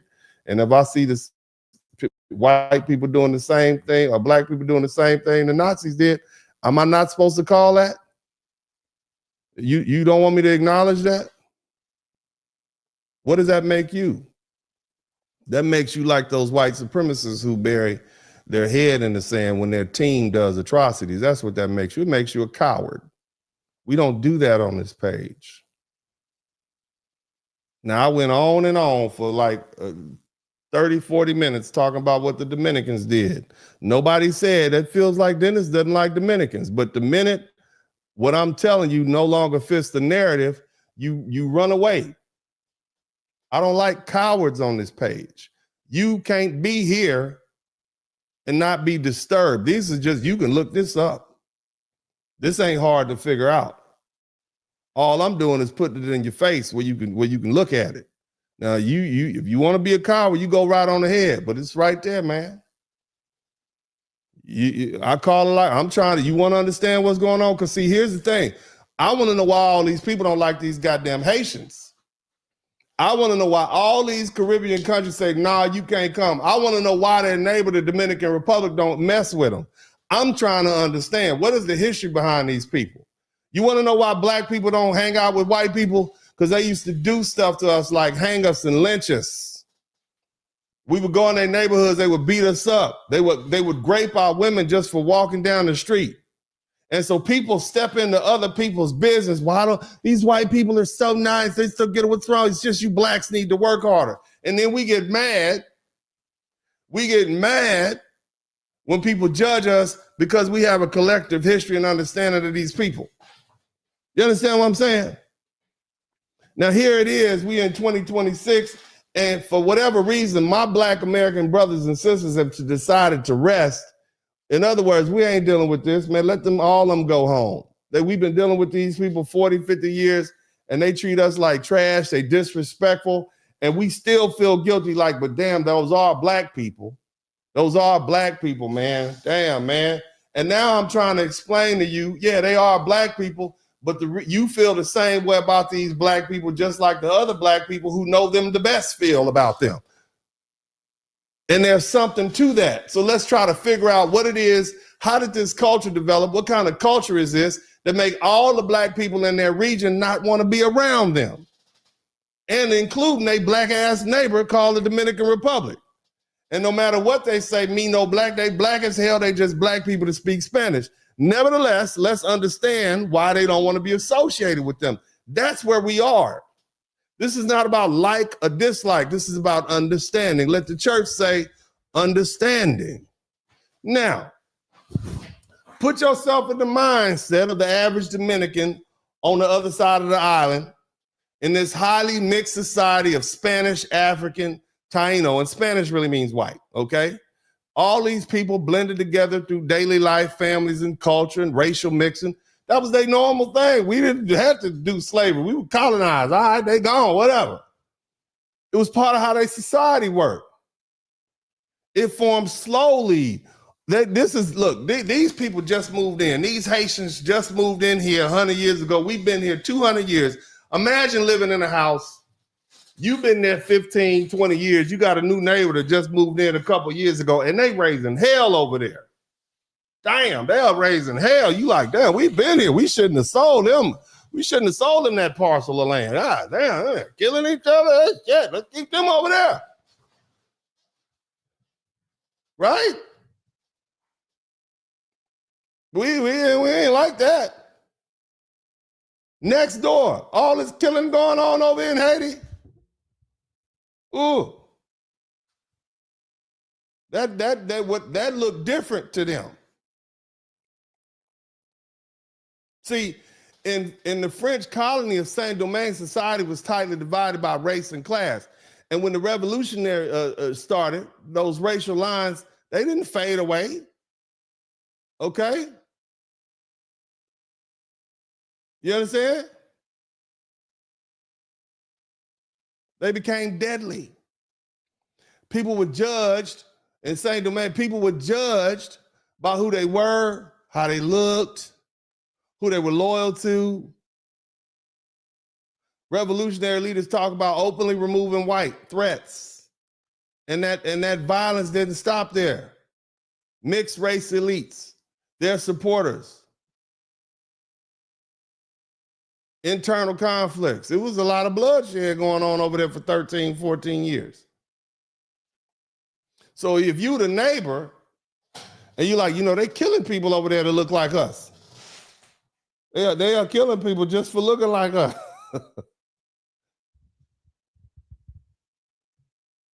You understand what I'm saying? Well, as long as they stay over there, don't worry about it. Pass the plantain. Now, that fear doesn't really require Dominicans to hate black people. It came from watching a nearby revolution where race, loyalty, and power were sorted through violence. Even after the independence was won, they killing babies. You don't think they heard about that? Now, of course, Haiti became a country where the population was overwhelmingly descended from enslaved Africans. And it's 90 to 95% African ancestry. Very, very small, white, mixed population. So you got two societies on the same island with very different colonial systems and very different revolutions and a very different history. They don't even speak the same language. Now, here's something else y'all probably didn't know. Hit the #1 button. Okay? But now for a highly mixed society like what is now called the Dominican Republic, watching your neighbor go through a revolution that used violence to settle racial and political questions, the fear it created it wasn't theoretical, it felt like a real threat. Okay?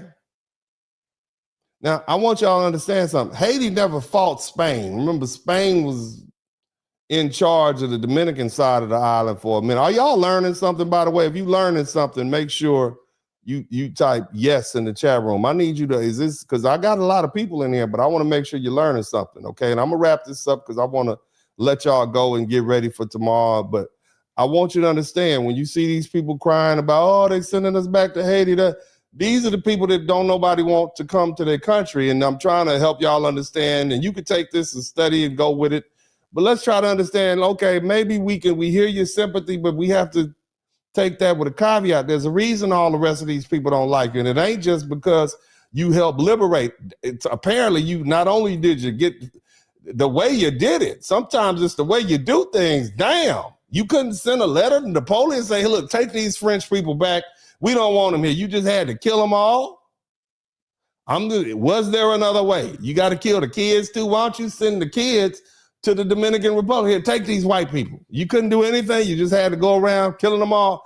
I'm saying this is what You know, I'm saying you made a choice. But again, Haiti never fought Spain. Haiti fought the French. They got free. It was a war with France, not the Spanish Empire. See, by the 1700s, by the time, look, Spain had already said, look, we're going to go down to Peru. We got other stuff. We're going to Mexico. We're going to Peru. We finished with this little island. We got everything we could. We'll leave it there. Okay? They had very little interest in fighting the Revolutionary War with their army for Hispaniola. Okay? We going on somewhere else. So in 1821, I want y'all to listen to this very carefully. In 1821,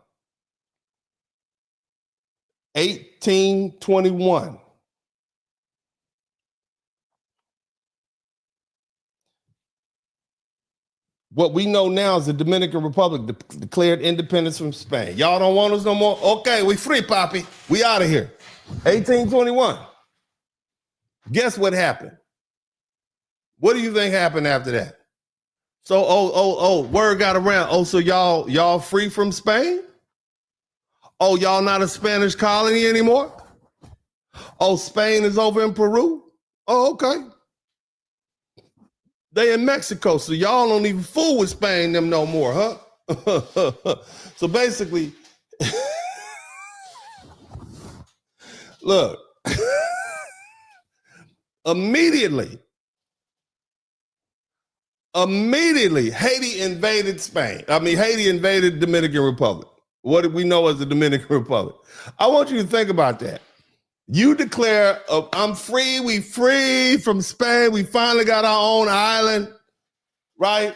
We finally free. It's 17. We didn't have to do what them crazy Haitians did over there. We just waited another, 16 years or so, and we free. And then Haiti invaded them.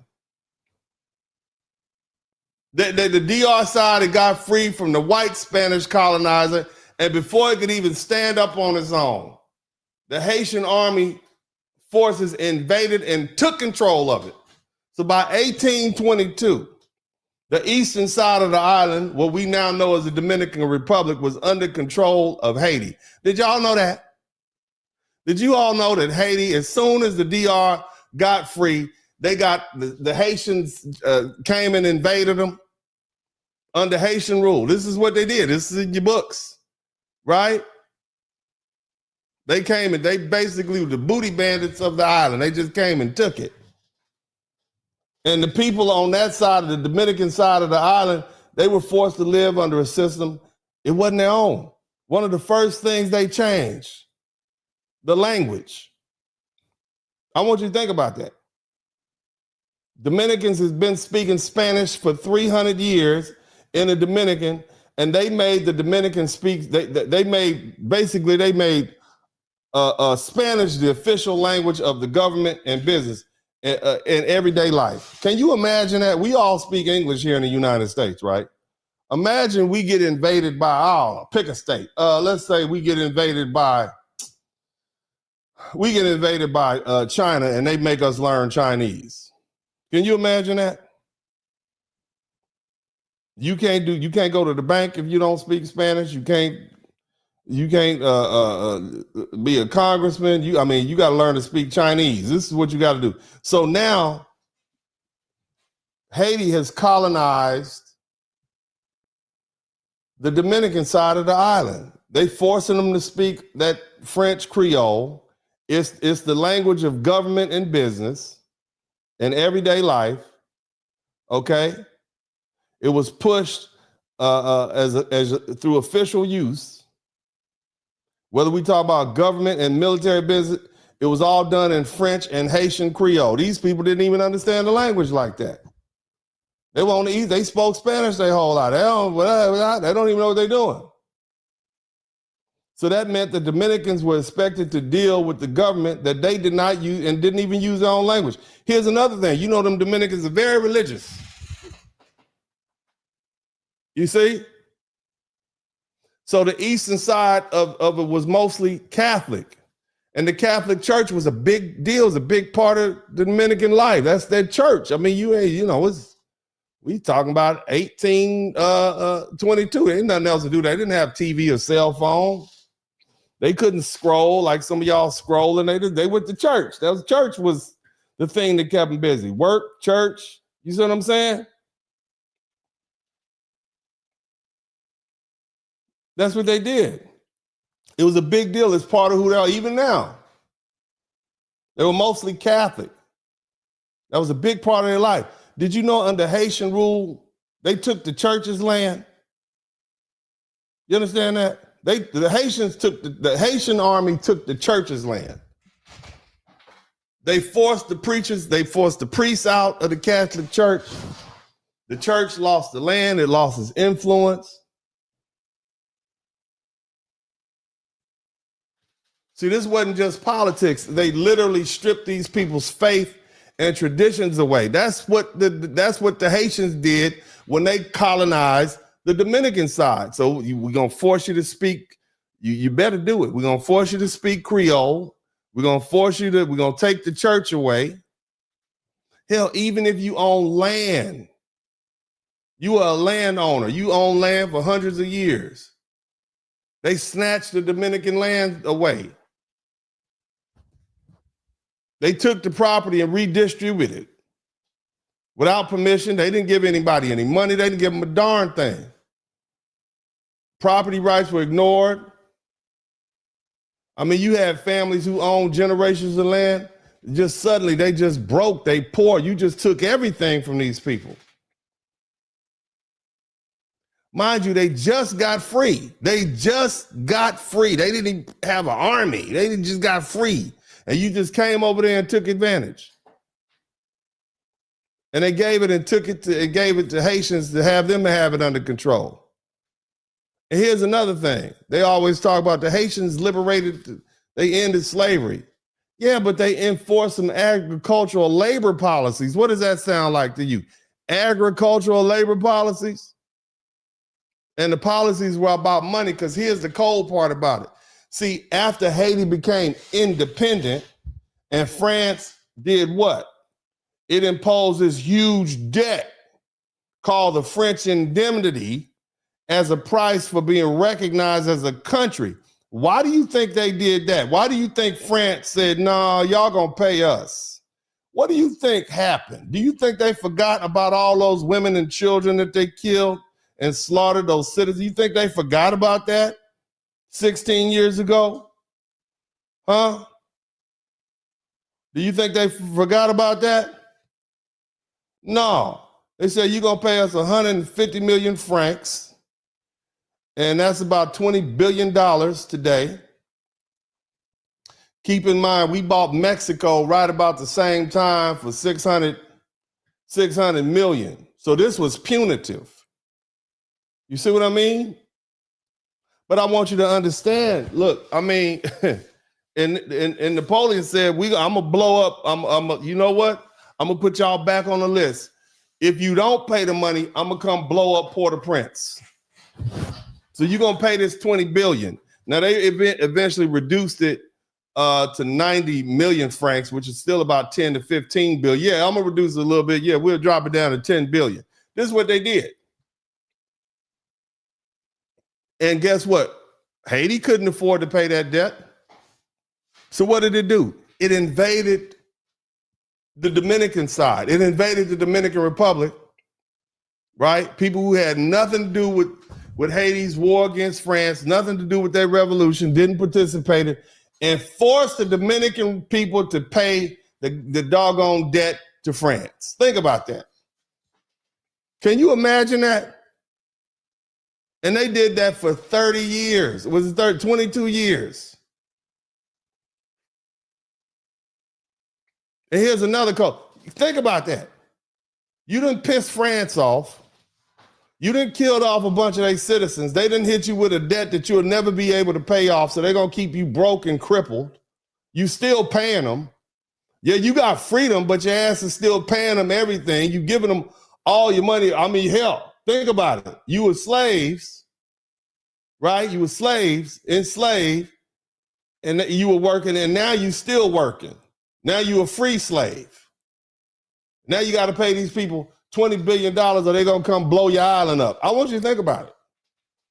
So were you really free or was it all in your mind? Don't sound like free to me. But again, Haiti said, y'all better pay us. And then what did they do? They invaded their neighbor. They invaded the Dominican Republic, didn't have anything to do with it. This is in the collective minds and history of these people. Okay? You went over there, you made them speak French, you took their property from them, you ran the government, you took their money from them. They couldn't even stand up. They just got free from one colonizer, a white colonizer, and then a black colonizer came over there and did it. People that had anything to do with that war. And here's another thing. That wasn't just it. The Haitian troops, they didn't have any supplies. They didn't have anything in Haiti. They didn't have nothing. So what did they do? They went over to the eastern side and they would take food. They took the animals from the people. They took supplies. They took everything. All the hate. I mean, damn, you came over here from your dirty side of the island. You came to our side of the island. The minute I bet the Dominicans was like, look, we need France. We need Spain to come back over here because that seemed to be the only thing keeping these Dominicans at bay. The minute we declare our freedom, the Haitians said, oh, we're going to go get them now. Spain is gone, so we're going to take over. And you start taking their things and taking their money. You took their food, their livestock. This is what they did to these Dominican communities. How humiliating. Farms were empty. Livestock was taken. Tools that were needed to work the land. Daily life was hard for that. You see? And the Dominicans didn't even have a political voice. They didn't have an army. They didn't have a political. They just got free. They couldn't challenge the decisions. They couldn't change the laws. I mean, all the judges were Haitians. All the major decisions came down from the Haitians. Choices about land, labor, language, religion. Everything was, they had an occupying force that lasted for 22 years. And I'm not speaking theory. They are talking about being told what language they could use, losing their church, losing their land. Shout out to Andrew. I'm glad Andrew learned something. We are 3 hours in. It seems to be only 12 people that have learned something. It's only 12 people. I've got to do a better job. I certainly do apologize for being a failure here tonight. Okay, I will definitely try to do a better job. I'm trying to help, but only 12 people understood anything. My God, I must, where did I go wrong? But anyway, for 22 years, okay, 22 years, they had to deal with that. And they're forced to pay a debt worth billions of dollars in our time. And you took the animal, they don't have anything to work with. And that experience has built a resistance, right? And why when chance came in 1844, the Dominicans moved, and they moved quick. And they pushed them Haitians, and they pushed their butts up out of there, and they declared independence again. You see? That's why the Haitians the Dominicans have 2 independence days. The day they got free from Spain and the day they got free from the Haitians. Even after the Dominicans forced the Haitians out in 1844, it still wasn't over. You know, them Haitians had the nerve, they wouldn't even recognize the Dominican Republic as an independent country until 1865. So another 21 years went by. And see, that delay wasn't accidental. Many of these, the scholars agree, the Haitians planned to come back. They really truly believed in their heart that the entire island should be theirs and fall under their rule. That's my bitch. That's my main. I'm going back. That's how they really felt. I mean, it was a real penitentiary type mentality. So I want to be clear about something in real terms. The Dominican kicked the Haitians' forces out in 1844, but they still spent 2 decades living under constant threat, knowing that Haiti might come back. Independence, I mean, imagine the fear. Imagine the generational fear that these people had to go through. It meant they had to watch their borders. They had to prepare for an invasion. They had to defend a sovereignty year after year. That kind of pressure, it doesn't fade quickly. It hardens people. When people say Haiti helped the Dominicans during the restoration war against Spain, context matters. Spain was also threatening Port-au-Prince. And at the same time, Haiti's involvement was not charity. It was self-interest. Haiti did not want Spain reestablishing control over the island. They wanted to take the damn Dominican side of the island. They didn't want Spain back. Yeah, we'll help you. Yeah, y'all, we'll help you out. Yeah. Can we stay? No, y'all go back. Y'all going back over there. You understand? They just didn't want Spain to get set up in there again. You understand what I'm saying? See, look here. Helping them to fight off the Spanish for a minute doesn't erase 22 years of occupation. It didn't erase those land seizures. It didn't erase forcing those people language suppression and closing their churches and forcing them to work and pay off your damn debt. Okay, it didn't do that.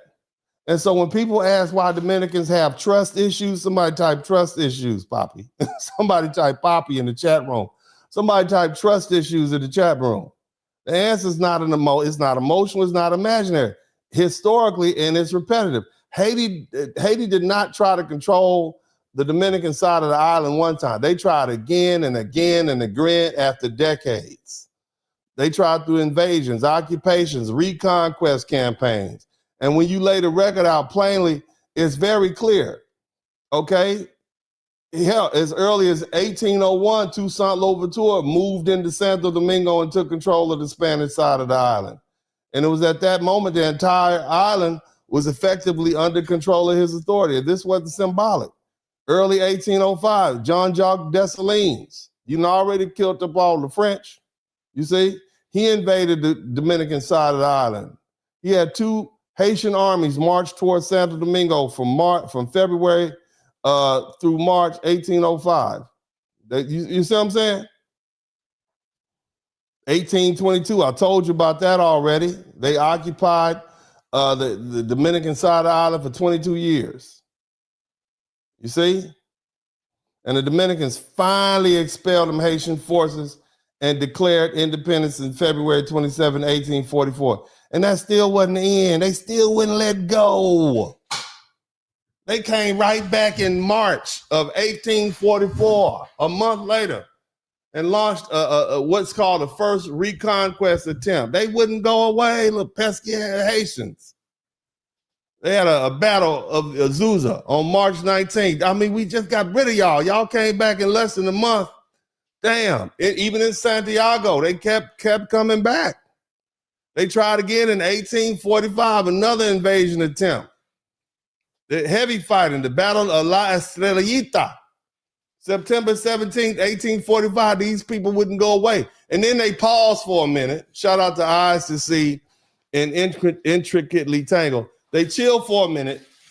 And then in 1849, they came back again.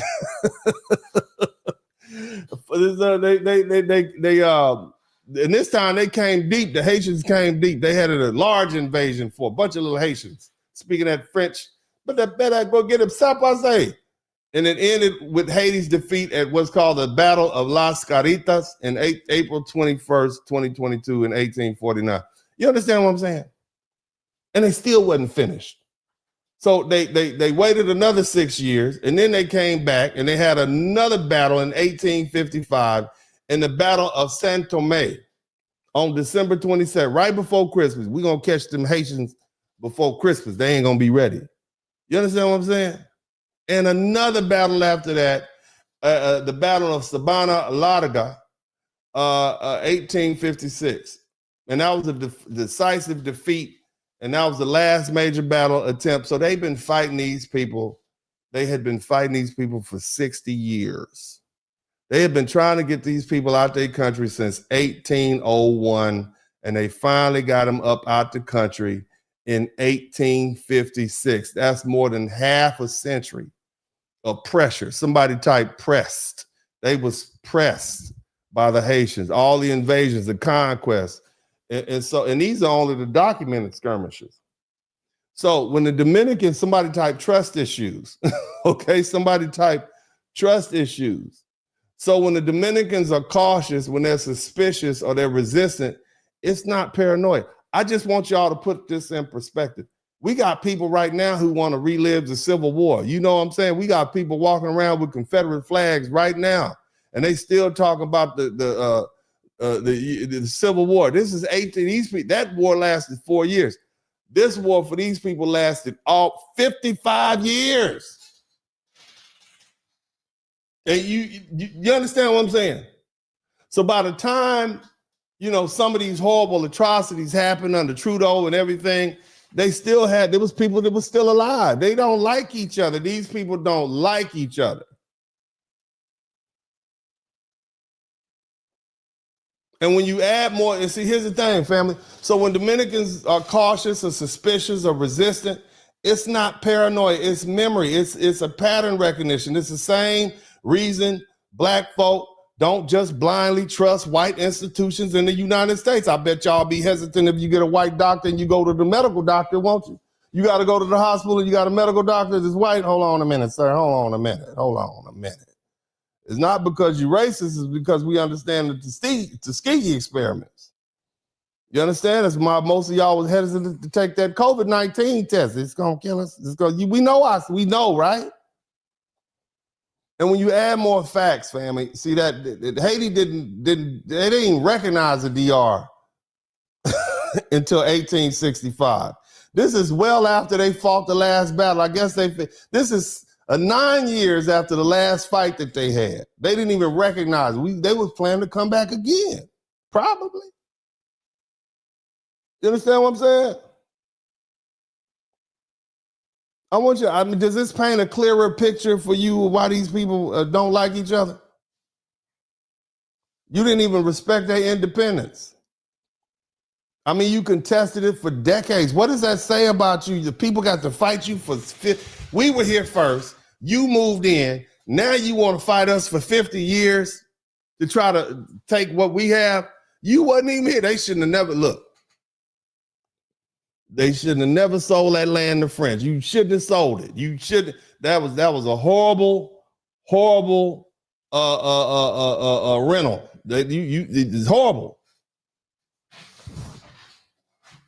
You understand what I'm saying? That's what happened. So you wonder why they got trust issues? Trust issues. And see, this history doesn't disappear just because people want a simple story. It lives in borders. It lives in entrenched policies and fears and national identity. And until people acknowledge the full record, they're never going to understand why this relationship is strained or why the Dominicans see that issue as about sovereignty and survival, not just race. I'm just saying, family. And see, here's the cold part about it. I'm not the only one that says this, man. I'm going to let y'all listen to this little Dominican lady. She's a historian. This is these people telling you their history. All right? And because a lot of you, especially Gen Z, especially in New York City, learned a distorted version of history. And the reason why is because it's been found out that NGOs have been funding the propaganda against Dominicans and distorting our history for years.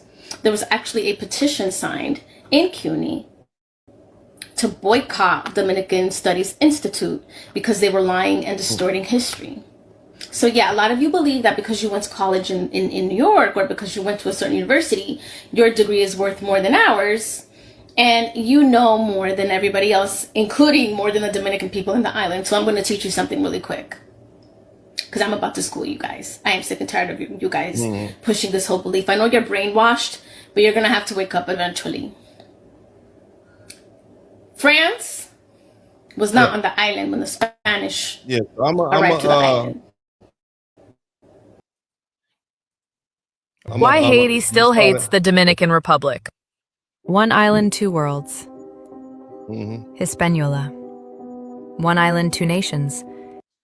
And we about to wrap this thing up as soon as I'm gonna let this play for a minute, but there's a lot of information out there on this. I like to understand what's really going on. You know, I like the tea. I'm a little nosy. Somebody type Uncle D is nosy in the chat room. I want What happened? Why y'all don't like each other? What's going on? What's the problem? Yeah, I just want to know. It's a naturally inquisitive mind. Haiti to the west, Dominican Republic to the east. A shared land torn by centuries of blood, power, and pride. The colonial curse. Spain claimed the island in 1492. Later, France took the west. 2 empires, 2 languages, 2 destinies. 200 years later, okay? One built on plantations and enslaved Africans. The other, slower to grow.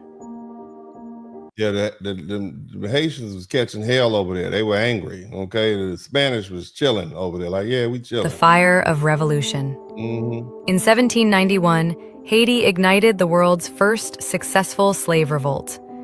By 1804, it became the first Black republic. Now, the slaves, they had slaves throughout history. There's been slaves throughout history. You can't say that. But I get what he's saying, but that's actually a bold, free nation, but freedom came with enemies. The occupation, 1822 to 1844. The occupation, that is the Haitians occupying the Dominicans. You understand what I'm saying? At no point did the Dominicans go over there and try and invade Haiti. They didn't want to have anything to do with it. It's always been a one way that the Haitians are coming over to the Dominican Republic trying to get their stuff and resources. In 1822, Haiti crossed the mountains and took over the Dominican side. Invaded. That's what they did. Invaded. They didn't cross, they invaded. They ended slavery, but also erased culture. They ended slavery and put them to work paying back their $20 billion debt to France. Seized land and ruled with iron. They ruled with iron. You know what that means? Slavery. That's what that means. That was slavery. Okay. A new independence. In 1844, Dominicans fought back and reclaimed their side. Independence felt like liberation, not just from Haiti, but from blackness. They said, we don't have nothing to do with the black ass Haitians no more. You see why they Mino Black? Does Mino Black make sense a little bit to you, a little bit more? It sounds like trauma to me. Somebody type Mino Black. You'll be saying Mino Black too. If the Haitians came over there and took your land, wouldn't let you go to church, made you pay back their debt, took all your little farm animals, made you learn Spanish, damn French Creole. You'll be like me, I hate them black. Some of y'all say you hate them black motherfuckers right now. Some of y'all saying it right now. It's somebody right now, yo, hate them black mother. I can't stand that. Imagine the whole country being subjected to that. You know how we feel about white folk, them white motherfuckers out there doing all that. That's how they felt about the Haitians. They feel the same way about the Haitians as a lot of white folk, a lot of black people feel about the white colonizers. They were colonized by black people. The Dominicans and we was colonized by white people. That's why they feel the same way. You understand? They had to fight them for 65 years, and they still wouldn't leave them alone. Does it make a little more sense now? This is in their collective history. This is why these people been fighting all the damn time. You think it's just race? They don't like them. Okay. The deep divide. Yeah. From then on, Dominican identity defined itself against Haiti. Haitian equals black equals bad. You see what I'm saying? They associate all of that trauma that they had to deal with black, even though most of them are black. You understand what I'm saying? Just like a lot of people you don't have to like what I'm saying. Where's the psychologist at? Y'all can sort that out for yourself, but they associate that with that. Dominican equals Spanish equals better. The Parsley Massacre. Under dictator Trujillo. Oh, now you start to see some of this kind of sound a little bit more like payback. Okay, remember we talked about the Parsley matter? I'm just saying. He's a ruthless killer. But look who they've been dealing with. This was in the collective minds of these people. Your neighbor is a killer. They slaughtered French men, women, and children. They killed some of their own mixed race mulatto citizenship. They came over here and tried to invade us for 54 years. Okay, they did all these horrible things to us. And now they want to bring their butts over here. You see why these Dominicans keep trying to get these people out their country? I'm just saying. Do you understand a little bit? Maybe. I'm not saying it's right. It's all very against the international. It's all war crimes happening. But when you couple that with the fact that you have all these other Caribbean islands who say we don't want these Haitians either, I think things are starting to make sense. In other words, Black Americans, what I'm trying to tell you, this ain't none of our goddamn business. Okay? And you don't need to lose sleep because these people are being sent home and nobody wants them. That's all. The whole point of me saying this to you all is this is none of our Black business. This is none of our foundational Black American business. I'm gonna let this play and then we're gonna read the super chat. The Dominican army slaughtered over 15,000 Haitians. They used the word perejil, parsley, as a death sentence. Wounds never healed. The massacre left a scar. Haitians feared the border. Dominicans feared invasion. Yep. There you Fear go. became nationalism.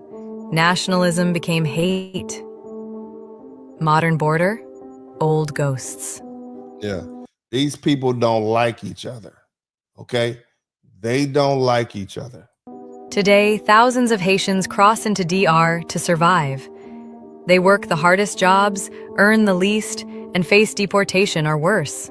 Because they don't like each other. They have a history and they don't like each other. And it is what it is. Who belongs? Even Haitian-descended Dominicans, born on Dominican soil, are denied citizenship. Stateless, invisible, unwanted. Two nations, one pain. Haitians remember occupation and massacre. Dominicans remember invasion and fear. Both remember blood, but rarely each other's. Nope. What now? Two nations, two truths, one island. History divided them. Maybe truth can begin to heal them. If you enjoy... I mean, just in case any of y'all think it's stupid, them Palestinians and those Jewish people have been fighting each other for a long time too. So people have beef. Shout out to Black Bula, and it's a collective memory thing. But either way, look here, it's time for me to read these super chats, and I got a few more things to say. I'm gonna close this thing out. But again, this whole broadcast has been for my foundational Black American brothers and sisters. This is more than you all ever plan to know about Haiti and the Dominican Republic or the Caribbean. Most of you all still don't know what the St. Kitts and Nevis is. I don't either. I've heard of it a couple of times. I'm going to have to look on a map and see if I can find it. But you know what? I want to thank the people who actually learned something. You know, I only have one request. If you learn something, I should earn something. And, you know, I'm sad because I clearly did a horrible job here because only a few people learned something. I only have Jason Mukes. Thank you, Rosalind, and also Vic. You all learned something. Thank you so much on my Cash App. And unfortunately for me, I've done a horrible job because only 16 people have learned something after this 4 hours of broadcast about a subject that none of you all would ever understand, but which probably has gone a long way to free your mind and help you understand that what your gut feeling is telling you is that this is none of your business and it's more to it than to me, more to than what you see, more to meets the eye. But anyway, shout out to Mr. 43TX. Thank you so much. We got 16 super chats. Maybe if you learn something, maybe we can get another 4 super chats and get me to 20. That would be cool. I'd appreciate it. But if you didn't learn anything, I don't earn anything. I'll do better next time. Urban Eagle, thank you for the $5 super sticker. Red Sigma, we cussing family. Big Red, thank you so much, man. I appreciate you. My girl, Penelope, thank you, Dennis, for your persistence in trying to reason with the unreasonable. It takes a strong fighter to take on such a gargantuan task. I don't have the patience. Thank God for people like you. Thank you so much. I have been hitting y'all with some very complicated conversations, and I try to be as nuanced as possible. If you followed along with this conversation, some of y'all were mad at the Haitians, okay, because the people were mad at the Haitians, and y'all was calling them Tethers, and y'all was ready for them to go home. Y'all need to get them Tethers and get them out of here. And then when I got to the part about how the Dominicans was slaughtering them, then y'all was sad for the Haitians, and y'all was like, oh, that's terrible. They shouldn't do them like that. That's terrible. And then when I got to the point where I was talking about how the Haitians had did the Dominicans, then y'all was, and how they did the French, and then how they did the Dominicans, then y'all was like, damn, them some real assholes. And now you all should be emotionally drained.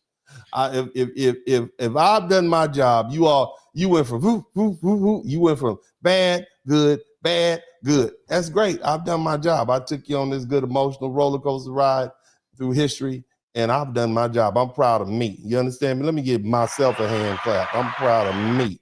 But anyway, thank you so much. I appreciate you, sister. We got 17 super chats. Maybe 3 more people will have learned something, and we will get 20. I blame the cats and dogs. See, here you go with the xenophobia. Lead them cats and dogs on. Shout out to Sigma Rage. Miss Alon Blanton said, Baby D, that's right. Shout out to Baby D. That's what's up, man. Thank you so much. I'm going to do some more of that stuff right there. I appreciate you. Somebody tell this lady the only black people bought racially and ethically are FBAs in America. That's right. Tell them.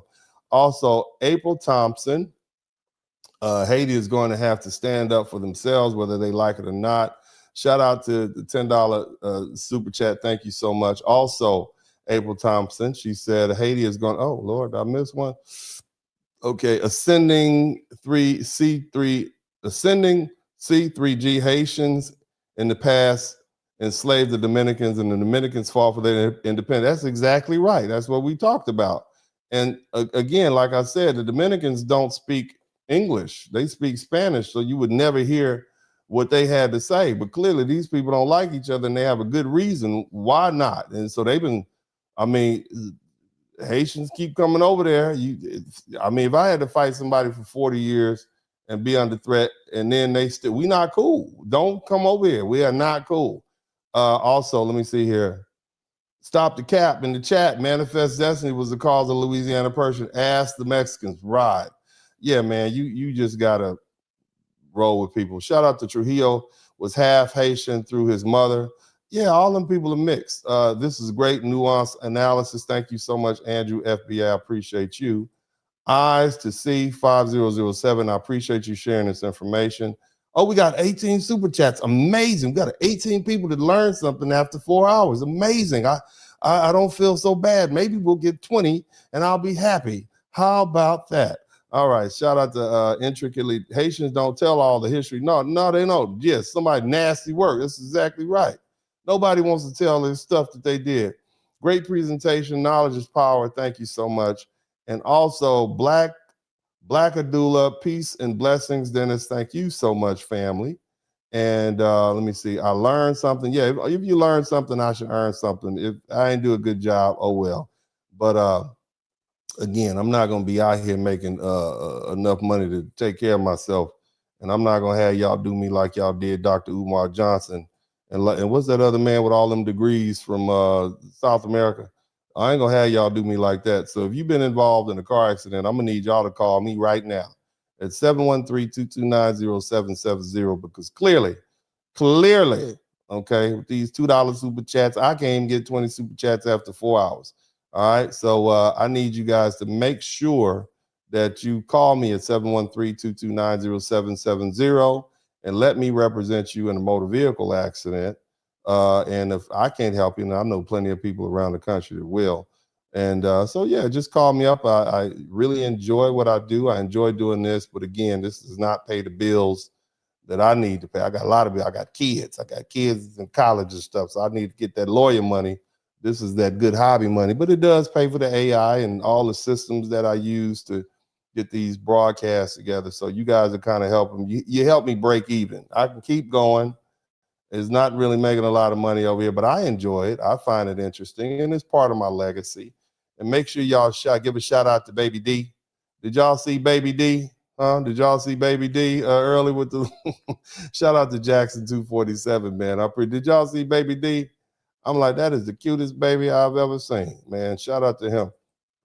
And I'm going to bring him back when I have a few other things to say. But look, I'm going to go ahead and let me see here. Let me get this super chat back up again. I mean, let me get this Cash App. We got 21 super chats. We are rolling, baby. We are rolling. All right. Y'all came strong in the end. I appreciate that. Cat used toilets, dog opens door, both call eyes. Ah, you crazy, son. Bill Jackson, thank you so much. So we came through hard in the end. All right. Well, we got a little time. I might break a record. I might get to 25 super chats. I think I did a good job. If you guys think I did a good job and this very complicated material, and you guys just let me know. Let me know. If you think I did a good job, let me know. Everybody who's watching this on the rebroadcast, sorry about taking so long to give you your shout outs. But thank you guys. Hit the number 1 button. Again, I read all the comments. I love to hear what Dominican people have to say, the Haitian people have to say. We've heard what they had to say. Again, I've tried to present the brutal aspects of both sides. Next time somebody has you celebrating somebody, I'm sure they don't celebrate Jean-Jacques Dessalines in France. He killed a bunch of women and children after the war was over, and I'm just saying, be careful who you celebrate. You don't know what kind of spirits and demons you conjuring up on that. You don't know what was on these people's. I mean, I'm just saying, yeah, it was brutal. But, everybody knows you don't do that to women and children they're women and children. We just don't do that, in my opinion, and that's not something that foundational Black Americans do. We don't do that. Even during the Buffalo Soldier days, Black men didn't slaughter women and children. You see, no matter what that military, we wouldn't do it. We conducted ourselves honorable. That's why they can still hold themselves out. Black men didn't do that. We didn't do that. As much as we hated white folk and for what they did, we didn't do all this stuff. We didn't hurt women and children. That's not in our nature. We're beautiful people for that. We're very forgiving people.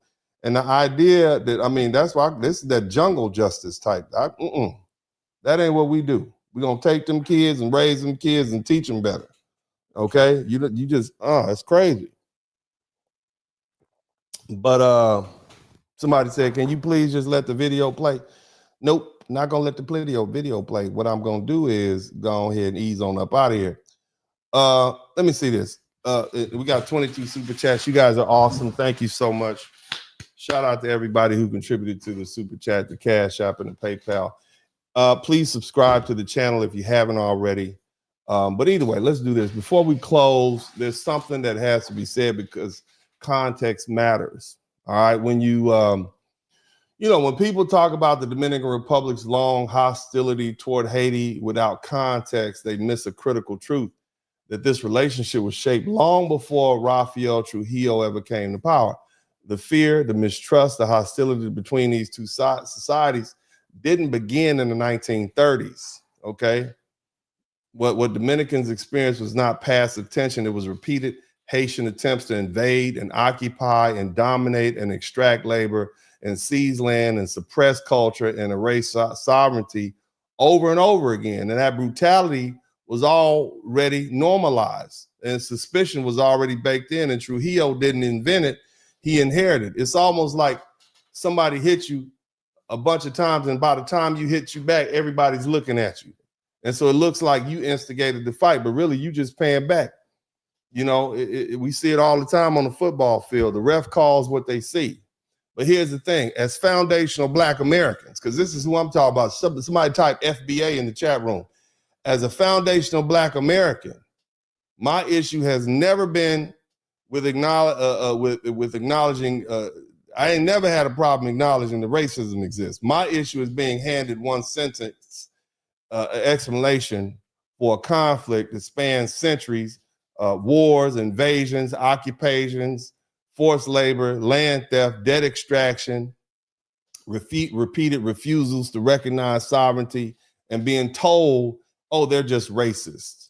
And that is, to me, that's lazy. It's wrong, and it doesn't help Black Americans who genuinely are trying to understand, this world honestly. Okay, and now we've actually walked through that Dominican perspective. I think it's fair to say we may owe them Dominicans a little bit of an apology because for years, we've been laughing at them. We mocked them for, saying me no black, right? And we called it self-hate. And we joked about, that identity. And we treated it like confusion or denial. But based on this history, that stance may not be about just self-hate at all. On an island, the identity has often been about survival. Me no black, meaning I'm not Haitian. Because the Haitians, those are our mortal enemies at this point. You see what I'm saying? When your neighbor who's overwhelmingly black has tried to invade you and invaded and occupied multiple times, okay, for over half a century, and that's part of your collective national memory, force you to pay that debt that you didn't have anything to do with, didn't recognize your autonomy and your independence, basically colonized you, right? And has openly advanced the idea that the entire island should be under their control, then vigilance stops being ideology and it starts being scrutiny. What many of us assume was a lack of humanity on behalf of these Dominican people, right? But really they were making security calculations. Now that doesn't justify the cruelty of Trujillo. The man killed 30,000 people. He slaughtered like damn. But it explains the fear. It doesn't even the border enforcement. It explains why these Dominican societies are so hyper focused on their sovereignty and their culture and controlling their territory. It's not just race. That's their hit. They don't want these people occupying them again. That's their lived memory. And whether they come over there peacefully and work and they don't want them there. Okay, that's their business. That is their business. But that's what happens when a people repeatedly experience invasion and occupation by the same neighbor. And here's the part that matters for us as foundational Black Americans. Even if you discount everything the Dominicans say, even if you assume, oh, they just biased, oh, hell with what Dennis is talking about, right? You still can't ignore this broader pattern. Canada don't want them. You can't come up here. Okay, well, you know what? We can discount that. Oh, that's a white country. Okay, got it. That's a white country. What about all them Caribbean nations that are black as they are that don't want Haiti over there? They rounded up 22 Haitians in Jamaica and arrested them and sent them home. They don't want them. All these other black countries don't want these people. Same thing goes for these Somalians. Now I'm just focused on the Haitians right now. But I find it mighty interesting that Black Americans have developed the same attitudes about a lot of these Tethers and Black immigrants who fled to our country that many of their own homeboys do and home countries do. It's not just us. Apparently, it's not just foundational Black Americans that see these people for who they are. Now they keep picking on brothers and sisters for saying we delineating from these. We tired of dealing with. We xenophobic. No, your own people don't want to deal with you. This is the regional consensus. It's not just your neighbors. It's not. They all don't want to deal with you. And at some point, it becomes fair to ask, why does nobody want these as neighbors? Why? And here we are as foundational Black Americans, very new to this thing, because we don't travel nowhere. Most Black people don't even have passports. We ain't going to Ghana. We ain't going to none of these countries. So we just now being introduced to these people. You see? And now we're supposed to feel sorry for Haiti. We're supposed to feel sorry for Somalia. And I'm going to jump on Somalia's ass later on this week sometime.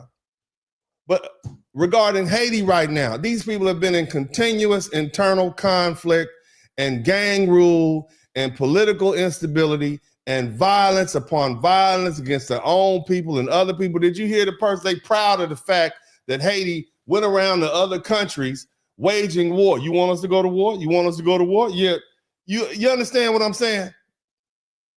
They're proud of the fact. Their claim to fame is that they basically, had a revolutionary war, and to end the war, they slaughtered a bunch of men and women and children who, after the war was over, who were innocent civilians. You understand what I'm saying? And then they proud of the fact, yeah, we sent troops here, we sent troops there. That's what you proud of? Very warlike people, sounds to me.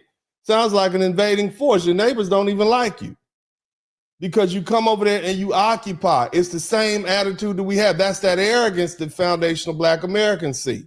And we see the same thing in these Somalians. Look, family, nobody forces a society to fight itself. Nobody makes leaders exploit their own population. That's not something outsiders can cause forever.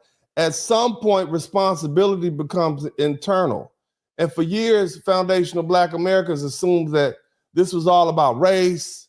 You know, we didn't want to seem xenophobic, but clearly it's more complex. And Africans were on that particular island before Haiti existed. Black people were there before the French arrived, and Dominicans know what Black is. But when Black became tied to invasion and occupation and forced identity and a constitution that erased the difference between by decree, it makes sense why these Dominicans rejected being folded into that framework, that different culture, different history, different memory.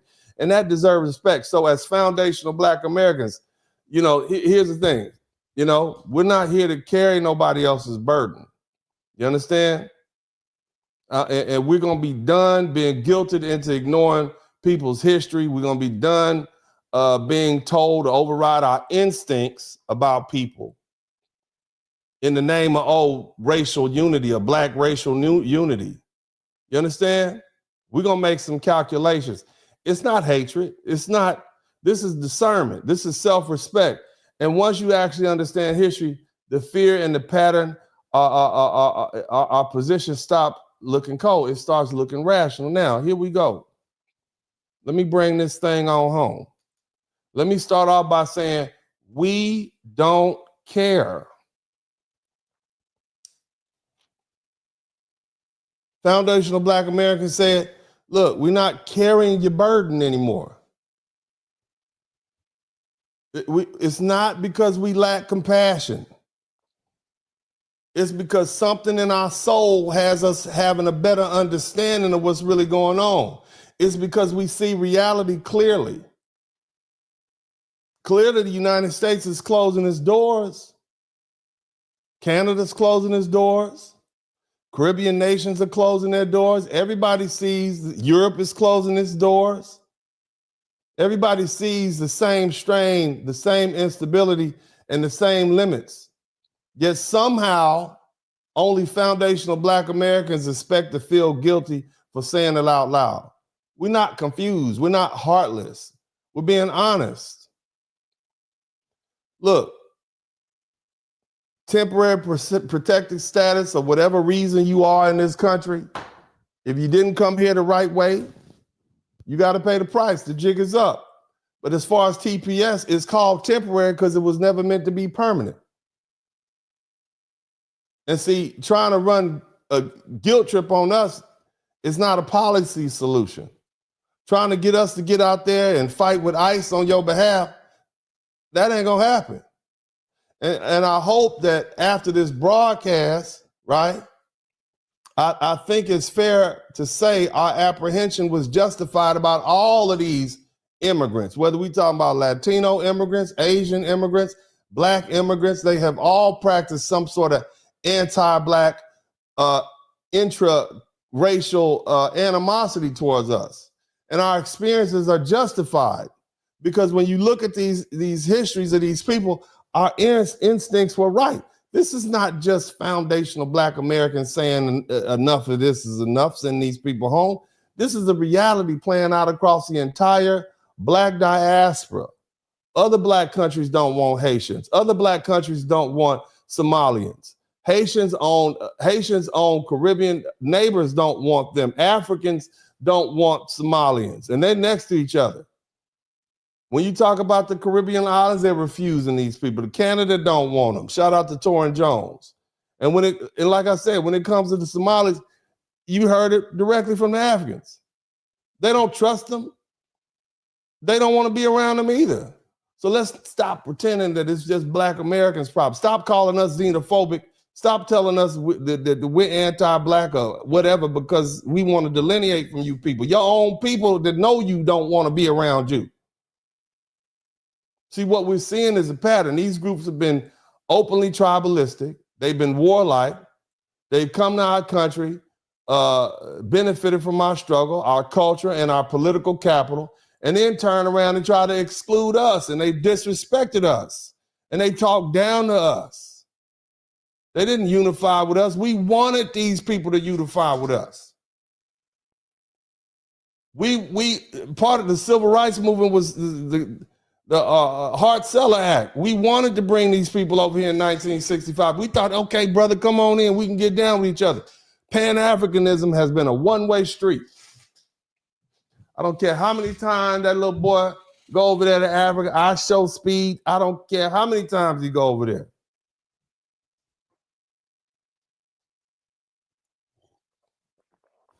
We are not the same people. Different experiences, different cultures. We're half a millennia removed from each other. They don't want to unify with us. If they did want to unify with us, they would have.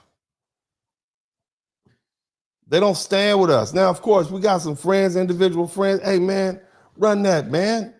If you got some cool Caribbean friends and African friends, man, eat the food, enjoy them people, man. I know I got some cool Haitian friends I'm cool with. I done fell out with a lot of people, but I don't give a damn. I'm telling the truth. I'm still here. I got Nigerians, Ghanaians, got Dominicans, I got Haitians. I don't care. I'm going to tell this truth. You're going to get this work.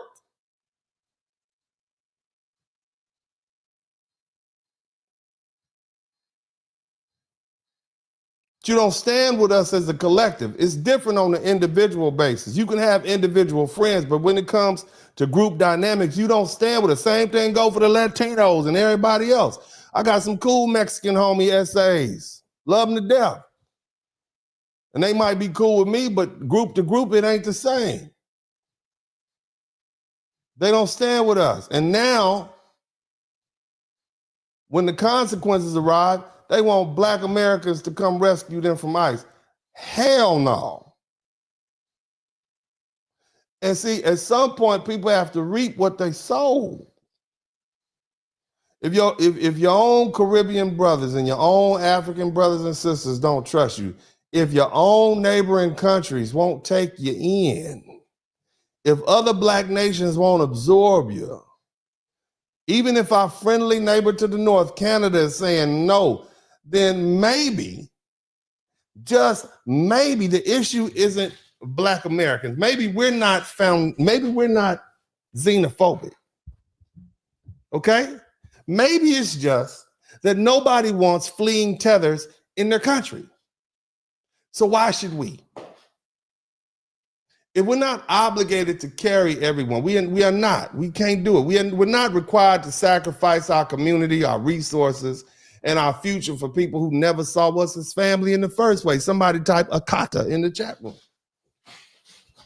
Somebody type culturalist in the chat room. And I think I can speak on behalf of, I'm not going to say I'll speak on behalf of all foundational Black Americans. I can speak on behalf of a lot of them. When I tell you that we are tired of being guilted into solving problems that are not ours, especially people who have shown us nothing but hostility. It's not hatred. It's self-respect that I'm showing. And it's time to protect our people and our culture and our future and send these folk home. This is Uncle D. I love you all. I appreciate everybody. And as I always say at this time, I'm out.